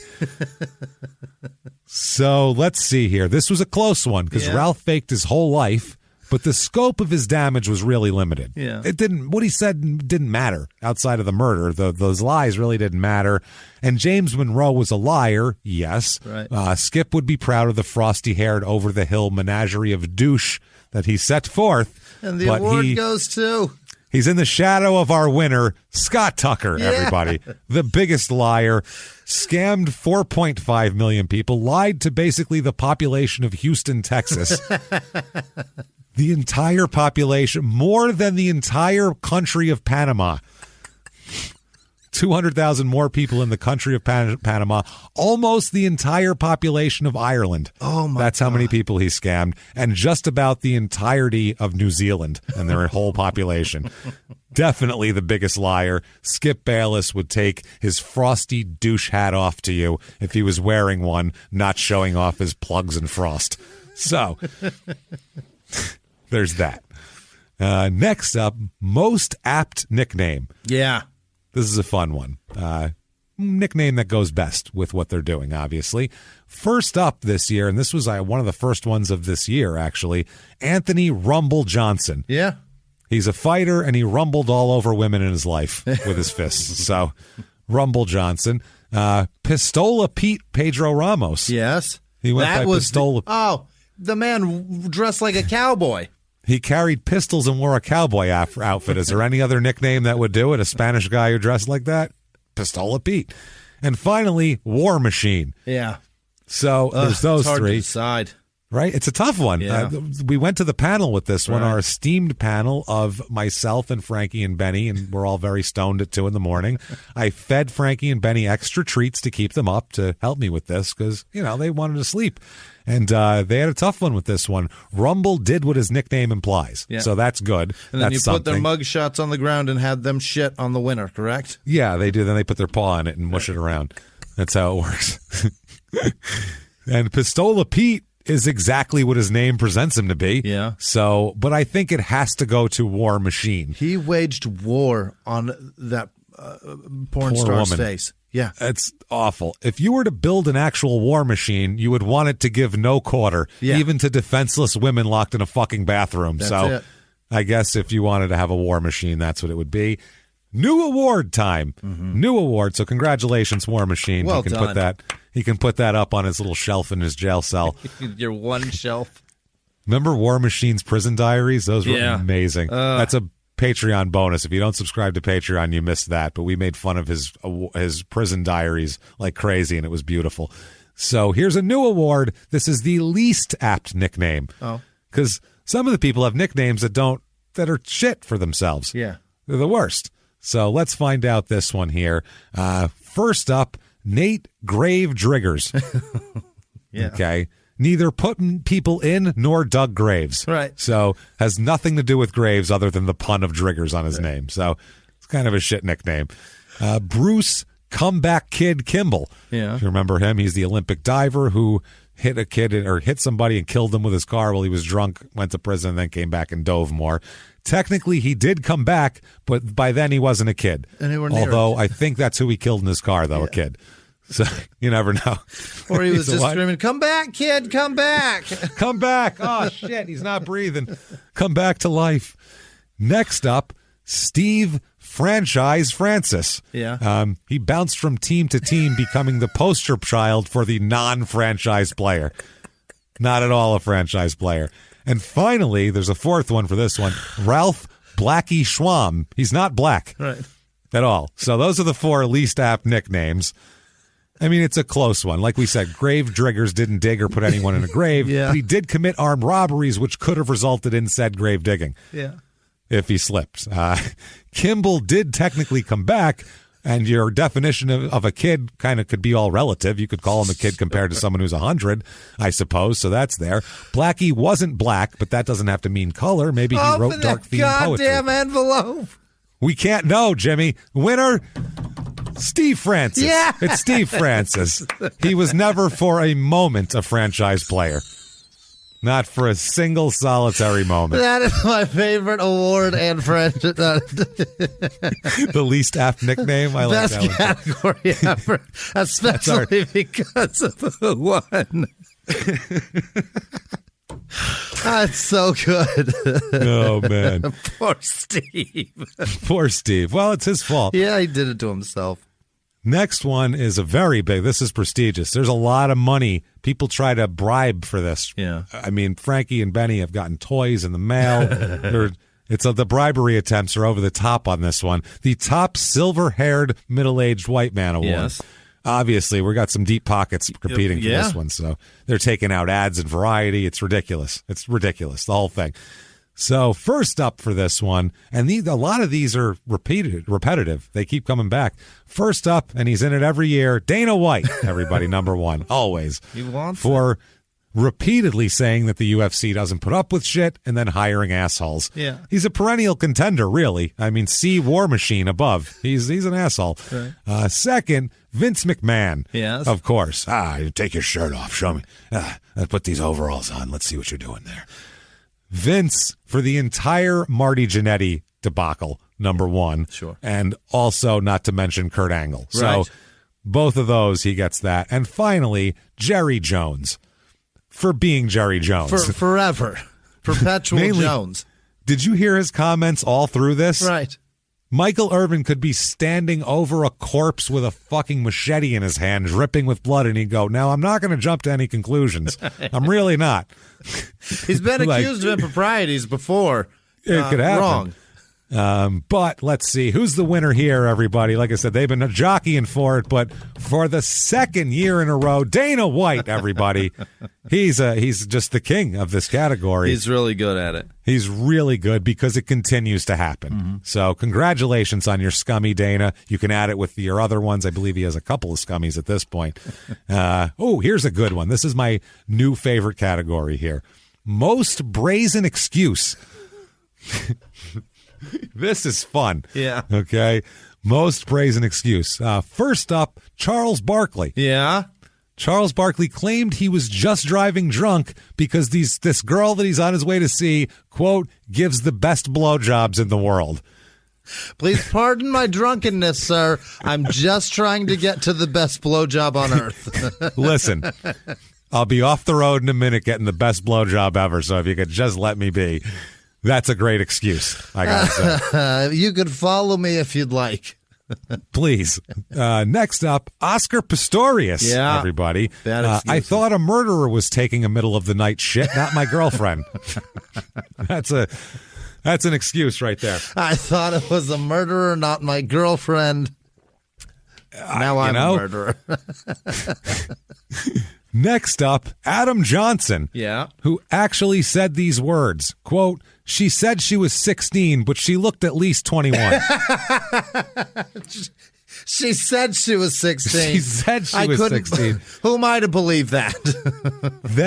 That was a line that Dennis Duffy on 30 Rock used, like almost exactly. But he meant it for real, this guy. Yeah. Dennis Duffy, it was a total joke because it's like, oh, that's fucking hysterical. She looks 16, but I swear to God, she said she was 16, but I swear she looked 21 is the funniest thing I've ever heard. And finally, Exum Spate, the murderer and boxer, his excuse was, quote, DNA isn't even real. That was his excuse for a murder charge. It's all bullshit, man. Wow, that's wild.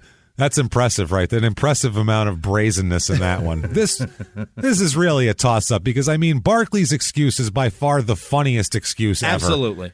And my favorite, but if we're talking about brazenness, which is the title of the category, nothing is more brazen than she said she was 16 but looked at least 21. Adam Johnson, you win, my friend. Congratulations. You are a disgusting man, Adam. Man, especially after the first thing he said to the cops when they came for him was, quote, is this about the girl in the shirt again? So, fuck me. Here's a fun one, next one up here. Longest fall from grace. Yes. This is a good one. Who was at the... Because some of the guys are like, they come in, they're never really that respected. They're not like respected figures in society that we're surprised about. It's just some guy. Right. Whereas this are people that you're actually surprised that have taken a lofty position in society and thrown it in the garbage. Mm-hmm. So let's find out. Number one, Oscar Pistorius. Without a doubt. Yes. Hero to murderer, fucking OJ style. I mean, just hero, like, should never have been a hero, yet against all odds. Yep. And still blew that. International inspirational figure. Right. Fucked. Murder OJ style. Albert Hainsworth. Yeah. As well. And hear me out on this. You might not think of him as that, but when the Redskins signed him and shit, he was considered like the best defensive lineman in the game at that point. Yeah. He was so good that he was worth getting $100 million contract for. Right. For a lineman. That's for crazy. A lineman. And then 3 months later, he's failing a conditioning test that my fucking grandmother could pass.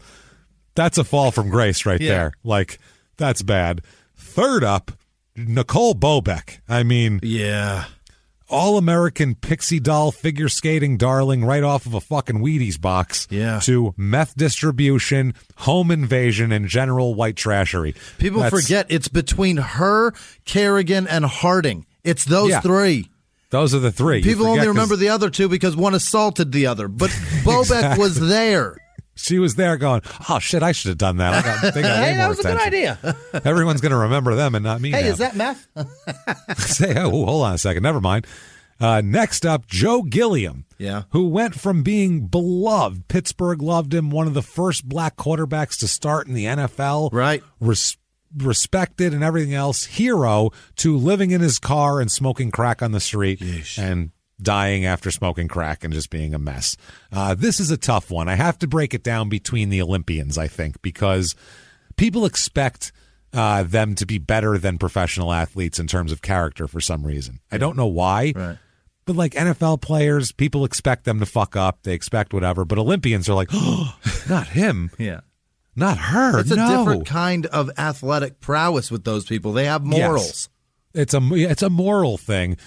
So they expect Nicole Bobeck.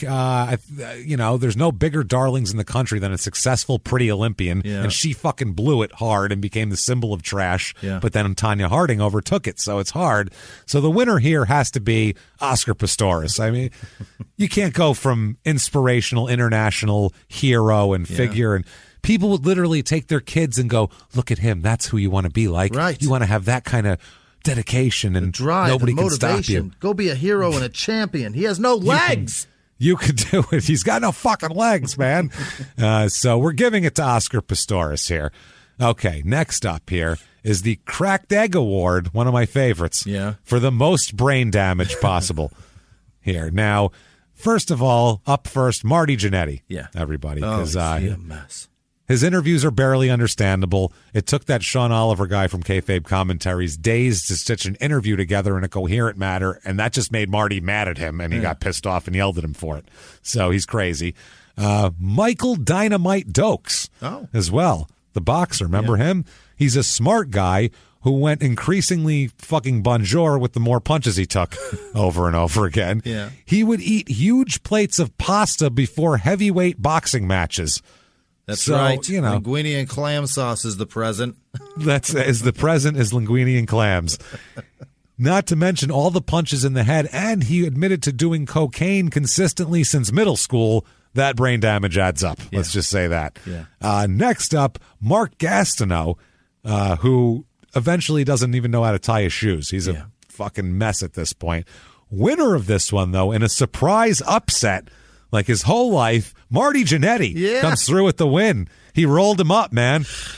He put Mark Gastineau in a small package and got the 1, 2, 3. That's what happened. He sunset flipped him, and it's over. Was it the Facebook updates that put him over? Because he keeps. It's the Facebook updates. That's exactly. I was just going to say, the drugs, the bumps to the head have left him in a state of shit, and then he's making it worse by saying crazy shit on Facebook and accusing himself of murder and everything else. acting like he's still a coxman.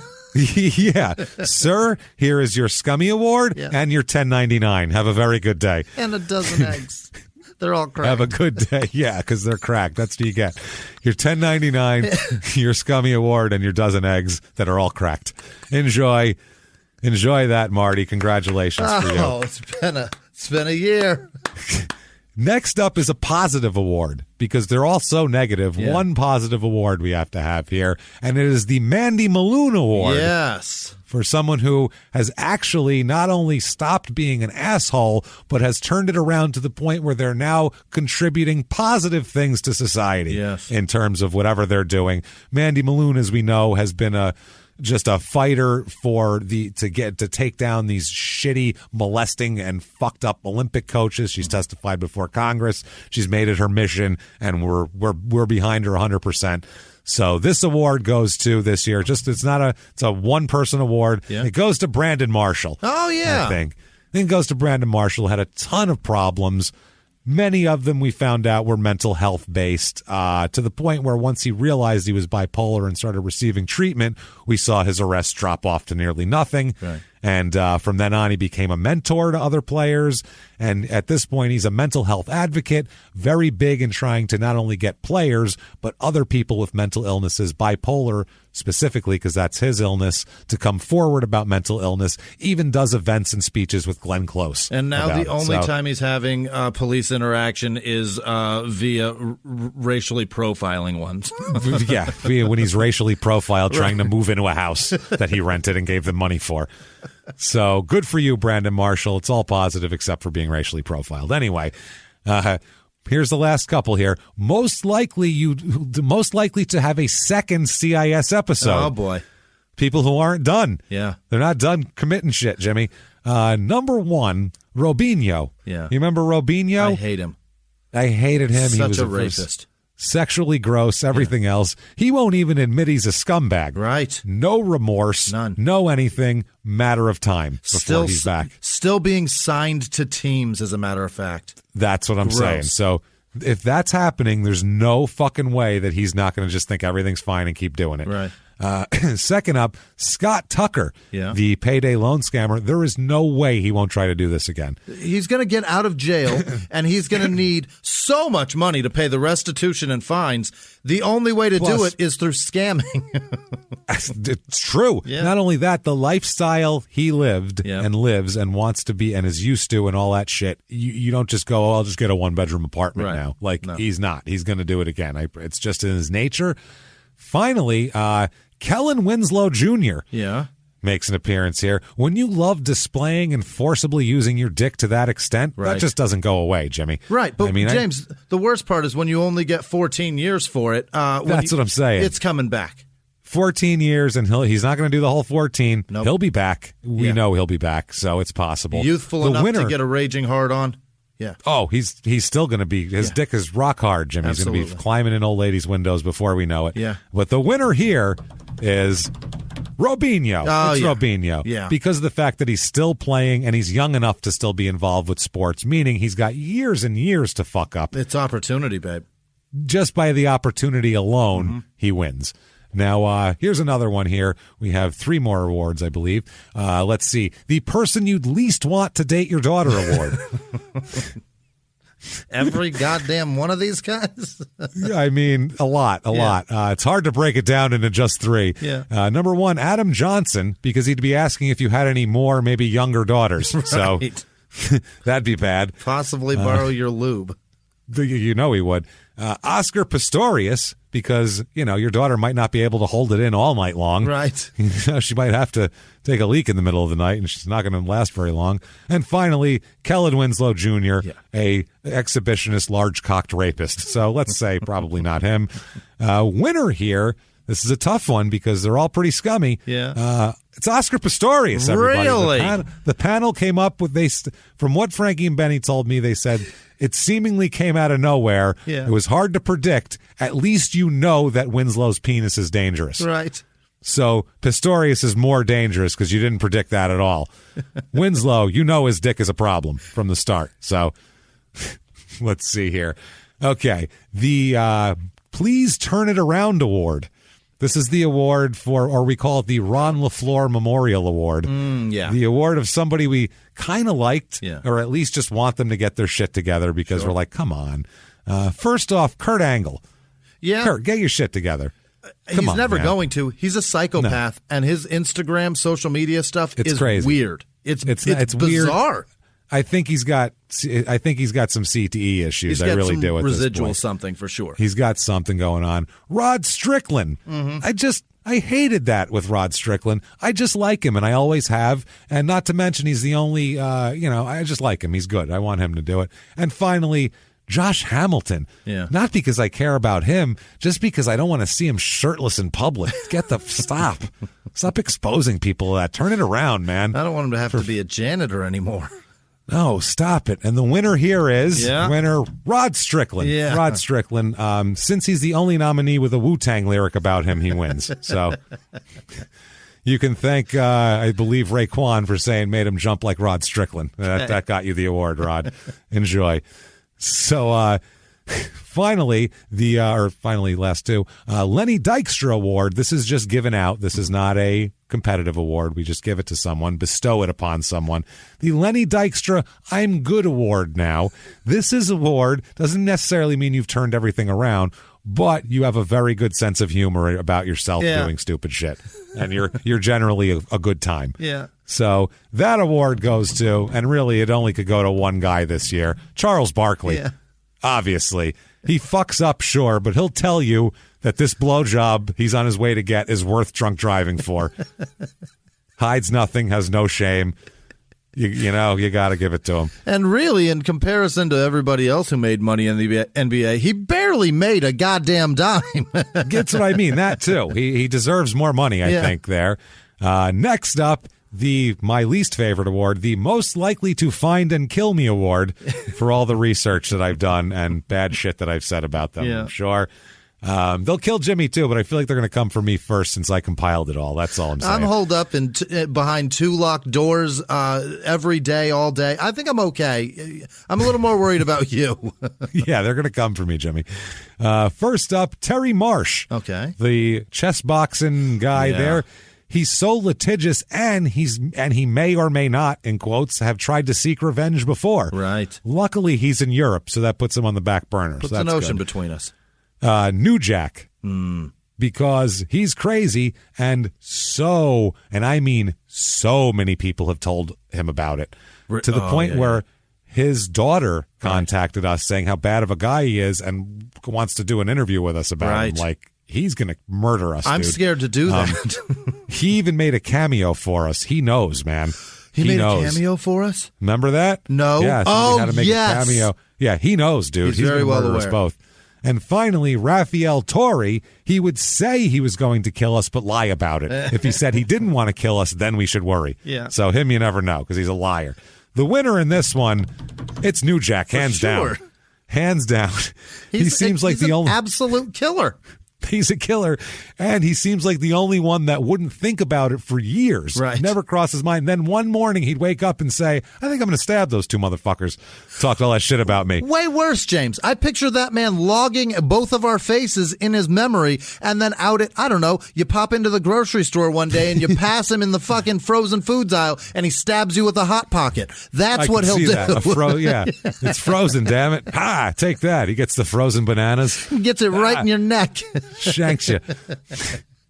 Now, finally, here's the big one, everybody. This is the one we've been waiting for all year. Lots of competition for this one. We have extra contestants in this one and everything. It's the big one, the granddaddy of them all, the scumbag of the year. Here it is. Now, remember, everyone, this is not just what you did. But how you did it. A complete disregard for decency and general human nature is required, even maybe having a little bit of elan while you do your craziness. You know what I mean? Yeah. Last year's winner, Mitch Bloodgreen, in an upset for his absolute insanity. He took over a gas station and just started doing a shift there and pocketing the money. Challenged Mike Tyson to a street fight.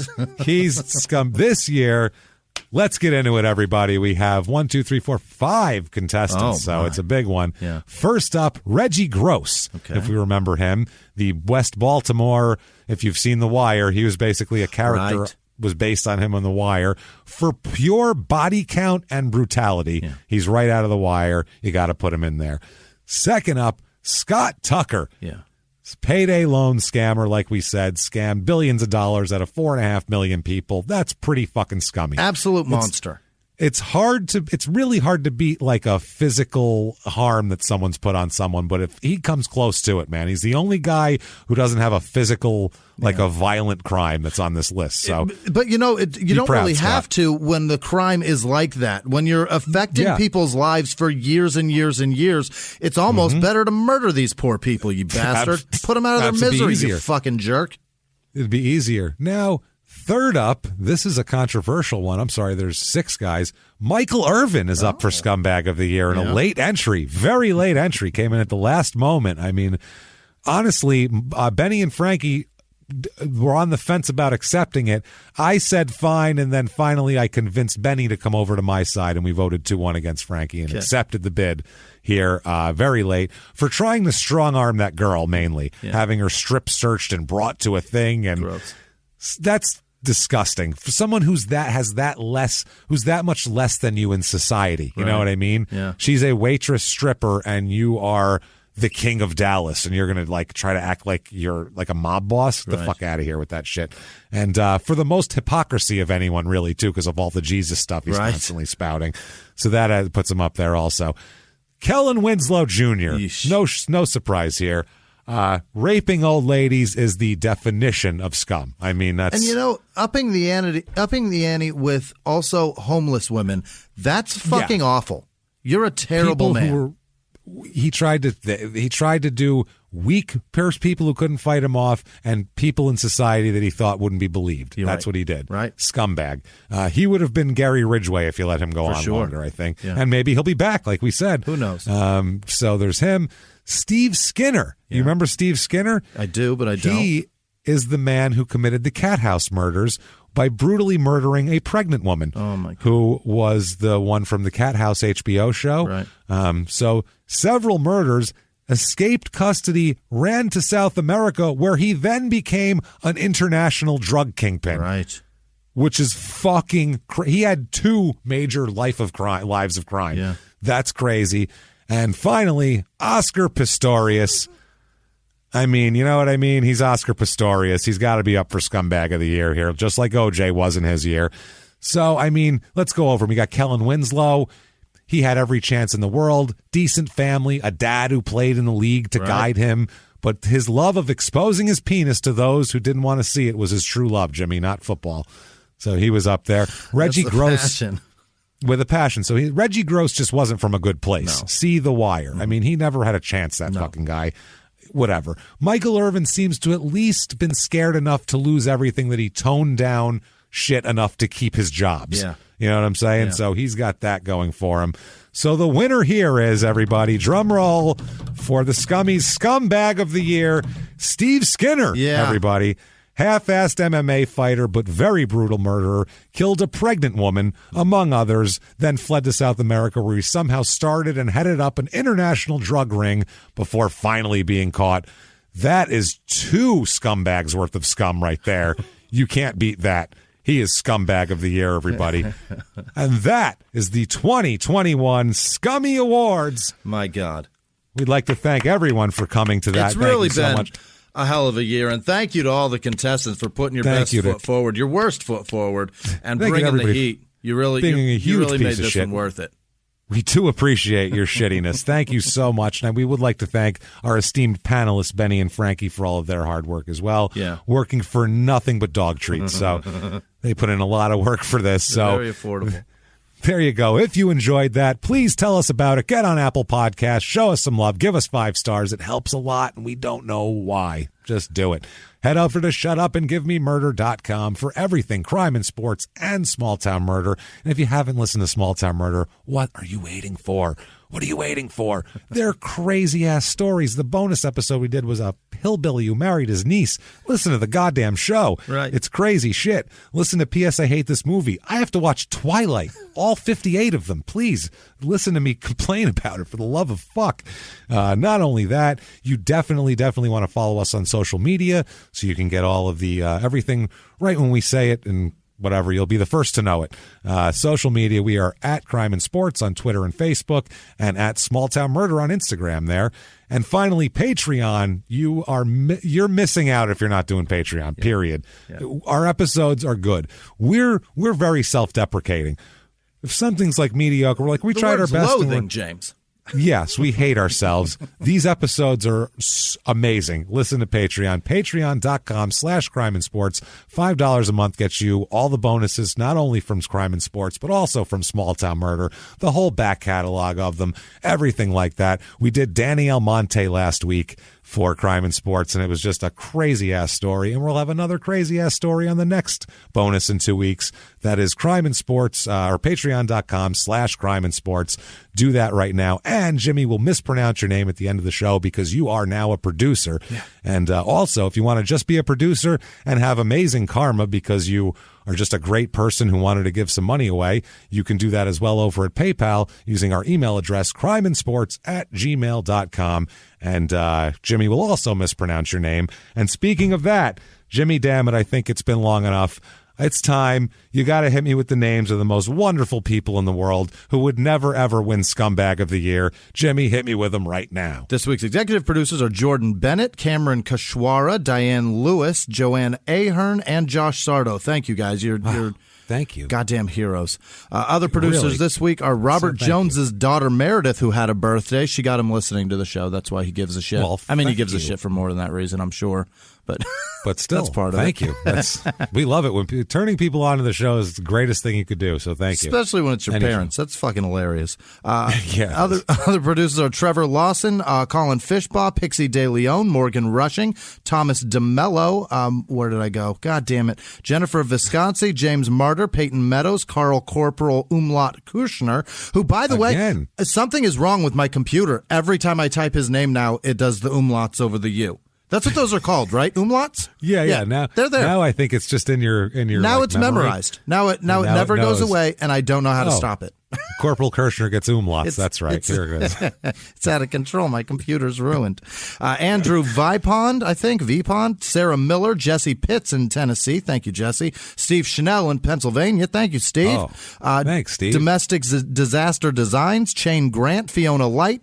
Hannes Melkonyanan. What? Whoa. No, that wasn't right. That sounds tough. John Carney, Stephanie Grotbeck, Albert Phillips, Julia Barth, Thomas Smith, Jessica Remick's husband, Mike the Bald Eagle, had a birthday. Mike the Bald Eagle Remick, obviously. Ashley Snyder, Janice Hill, Megan Hutchcraft, Susanna Platt, Amanda Jacobs, Natalie Ulvin, Brendan Abels, John Brace, Todd Theroff, I think, Hannah Bragg, Molly McDermott, Katie Bailey, Mila Forbes, Jason, nope, that's James Swin, Jordan Beach, Mark Gonzalez, Derek Edwards, Maury Allen, Jesus, Lauren Donahue, Kevin Cheek, John Wirtz, Jacqueline Stone King, Robert Flores, Willie Roberts, Emma Claire Beckett, Olaf with no last name, Shelby with no last name, Michael Shielvibin, probably not. Oh, you were on a roll there, I know, Jimmy. I was really getting in it. You were cruising. I hit the pocket and I was running. Amy Hogan, Kelly Bishop, Paul Gibson, Kyle with no last name, Lucy with no last name, Rictavian Johnson, Amanda Foley, Daniel with no last name, Zach Cox, Elizabeth Wolf, Wendy Dragoon, Carrie Gibbons, Ashley with no last name, Reese Garrett, Alexis Schneider, Ashley Cooper, Michael Stanzel, Jacob Durst, Christopher North, Angie Olagio, I think, Hannah Walker, Ellery Dowby. I don't know. Tana Ayers? Fuck. I ruined it. Melissa Williamson, Erica Weasel Williams, Scott Cortez, Elise Baker, Allison Conover, Lexi McGinnis, Todd Aggressively Wardy Cochran, Hans Baldock, like Sly, James Miles, Tara Williams, Meals, I think it's Meals, Brittany Greendeer, Rick Ferguson, Peyton Riker, Shiloh Bailey, Ben Smith, Christine with no last name, Nathan Hill, Emma Wood, Abdi, Orabi, fuck. Sure. Win Abril, Stella Arnott, Johnny Gardner, Joe Morrison Story, Michael Trujillo, Christopher Stotko, Kelly Welchek, Kamala Brown Sparks. Kamala? Yep, that's the one. I don't think that's what you're saying. Sean Embry, Real Meat, KP with no last name, Samuel Sloan Jr., Hannah Eisenberg, Paul K., Jill Elting, Madeline Jacquet, Catherine McCutcheon. Jacquet from 227? Yes. Oh, thanks, Jacquet. Justin Kissel, Chris Rhoda, Zach Trailer, Kylie, I think it's Kylie, Thomas Rose, Maura Winter, Cooper Corajua, oh boy, Brendan Chapman, Colton Kennan, Jessica Calling, Jesse Smith, Jamie Phillips, Teenage Mutant Ninja Turtle Sex, Ignacio with no last name, Ed Flores, Kelsey Hebert, she's back. Remember when you got her scary fucking stoned? Poor Kelsey. Yeah, in Chicago. Yeah. Sent her off into the night. I feel terrible. Just walk off under those trains, Kelsey. Have a good night. We should have gotten her an Uber or something. We should have. Fuck. Josh Weir, Flash NZ, Jonathan Hoskins, Michael Shop, Sarah Hollingsworth, Cindy Rodriguez, Roni Shermersheim, Jessica Fancher, Barry McCockner. What? McCockner. Yeah. Oh, Barry McCockner. Barry Gotcha, Barry. McCockner. I'm on board. You beat Are me. you now? You beat me. Tiff Jimenez, Iris Ferretta, Sabrina Ayler, Christy Patrio Solio, Nope. Ryan LeClaire, Nick Dunn, Michaela Campbell, Michael Wajoshio. Oh. What? Randy Newton, Brenda Flinton, Theron Jones, Sam Fairley Watson, Sandra with no last name, Abigail Fisher, Megan with no last name, Catherine Catalano, Tony Collar Molly? What? Collar Malil? That's the one. Grant Mack, Serena Mossberg, Matt Schrader, Anthony Johnson, Rain Ashley, Dove and Dustin Edwards, Jack Ellis, David Sote, Kara with no last name, Kelly Fleshman, Zach Norman, Christian Denhard, Nick Wicken, Jeremy Manning, Anna Gay, Tom Campbell, Alyssa Wilson, Melissa Butler, Elliot with no last name, Jordan Hennon, Kimberly Bridges, James Davenport, Lily with no last name, Kristen Matursky, Zach Katz, Shiftavius Bunkshank, I think. That's a handle. It is. Eugene Martyr, Ali S. with no last name, just the S. Kennedy Cork, Rebecca Boland, Joshua Slotke, Katie Bailey, Dizzy Davis, Kyle House, Sam Seaton, Mike Billingsley, Brad Thornton, Chops with no last name, Becca Dunphy, Amy Potts, Dustin Brown, Cynthia Puga, Ken Sorensen, Veronica Jensen, Leon Deacon, Alvaro Rocha, I think it's Roca, Alexa Robinson, Don Murray, Gregory Smith, Only One Echo, Haley Sample, Jack Nichols, Jay Vaughn, I think. Yep. Casey Jones, Tequila Dickerson, Bella, Eakins, Samantha Clare, John B. with no last name, Amanda Harper, Terry Lishka, and Amy Farr, and obviously all of our patrons. You guys are really the wind beneath our wings. Thank you so much. Thank you so much, everybody, for everything you do, for everything you've done the whole year, and honestly, for everything you've done for the last 5 years. Yeah.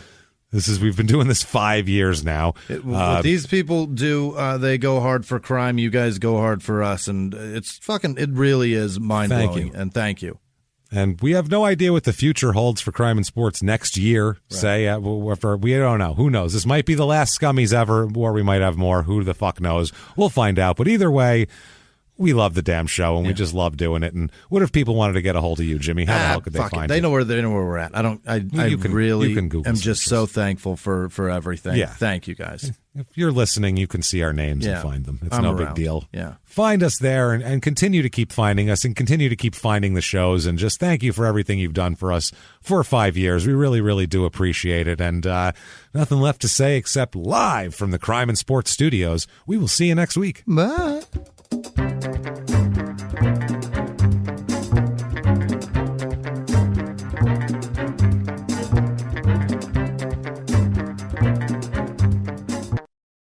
If you like crime and sports, you can listen early and ad-free now by joining Wondery Plus in the Wondery app or on Apple Podcasts. Prime members can listen early and ad-free on Amazon Music. Before you go, tell us about yourself by filling out a short survey at Wondery.com/survey. A few miles from the glass spires of Midtown Atlanta lies the South River Forest. In 2021 and 2022, the woods became a home to activists from all over the country who gathered to stop the nearby construction of a massive new police training facility, nicknamed Cop City. At approximately 9 o'clock this morning, as law enforcement was moving through various sectors of the property, an individual, without warning, shot a Georgia State Patrol trooper. This is We Came to the Forest, a story about resistance. The abolitionist mission isn't done until every prison is empty and shut down. Love and fellowship. It was probably the happiest I've ever been in my life. And the lengths we'll go to protect the things we hold closest to our hearts. Follow We Came to the Forest on the Wondery app or wherever you get your podcasts. You can binge all episodes of We Came to the Forest early and ad-free right now by joining Wondery Plus.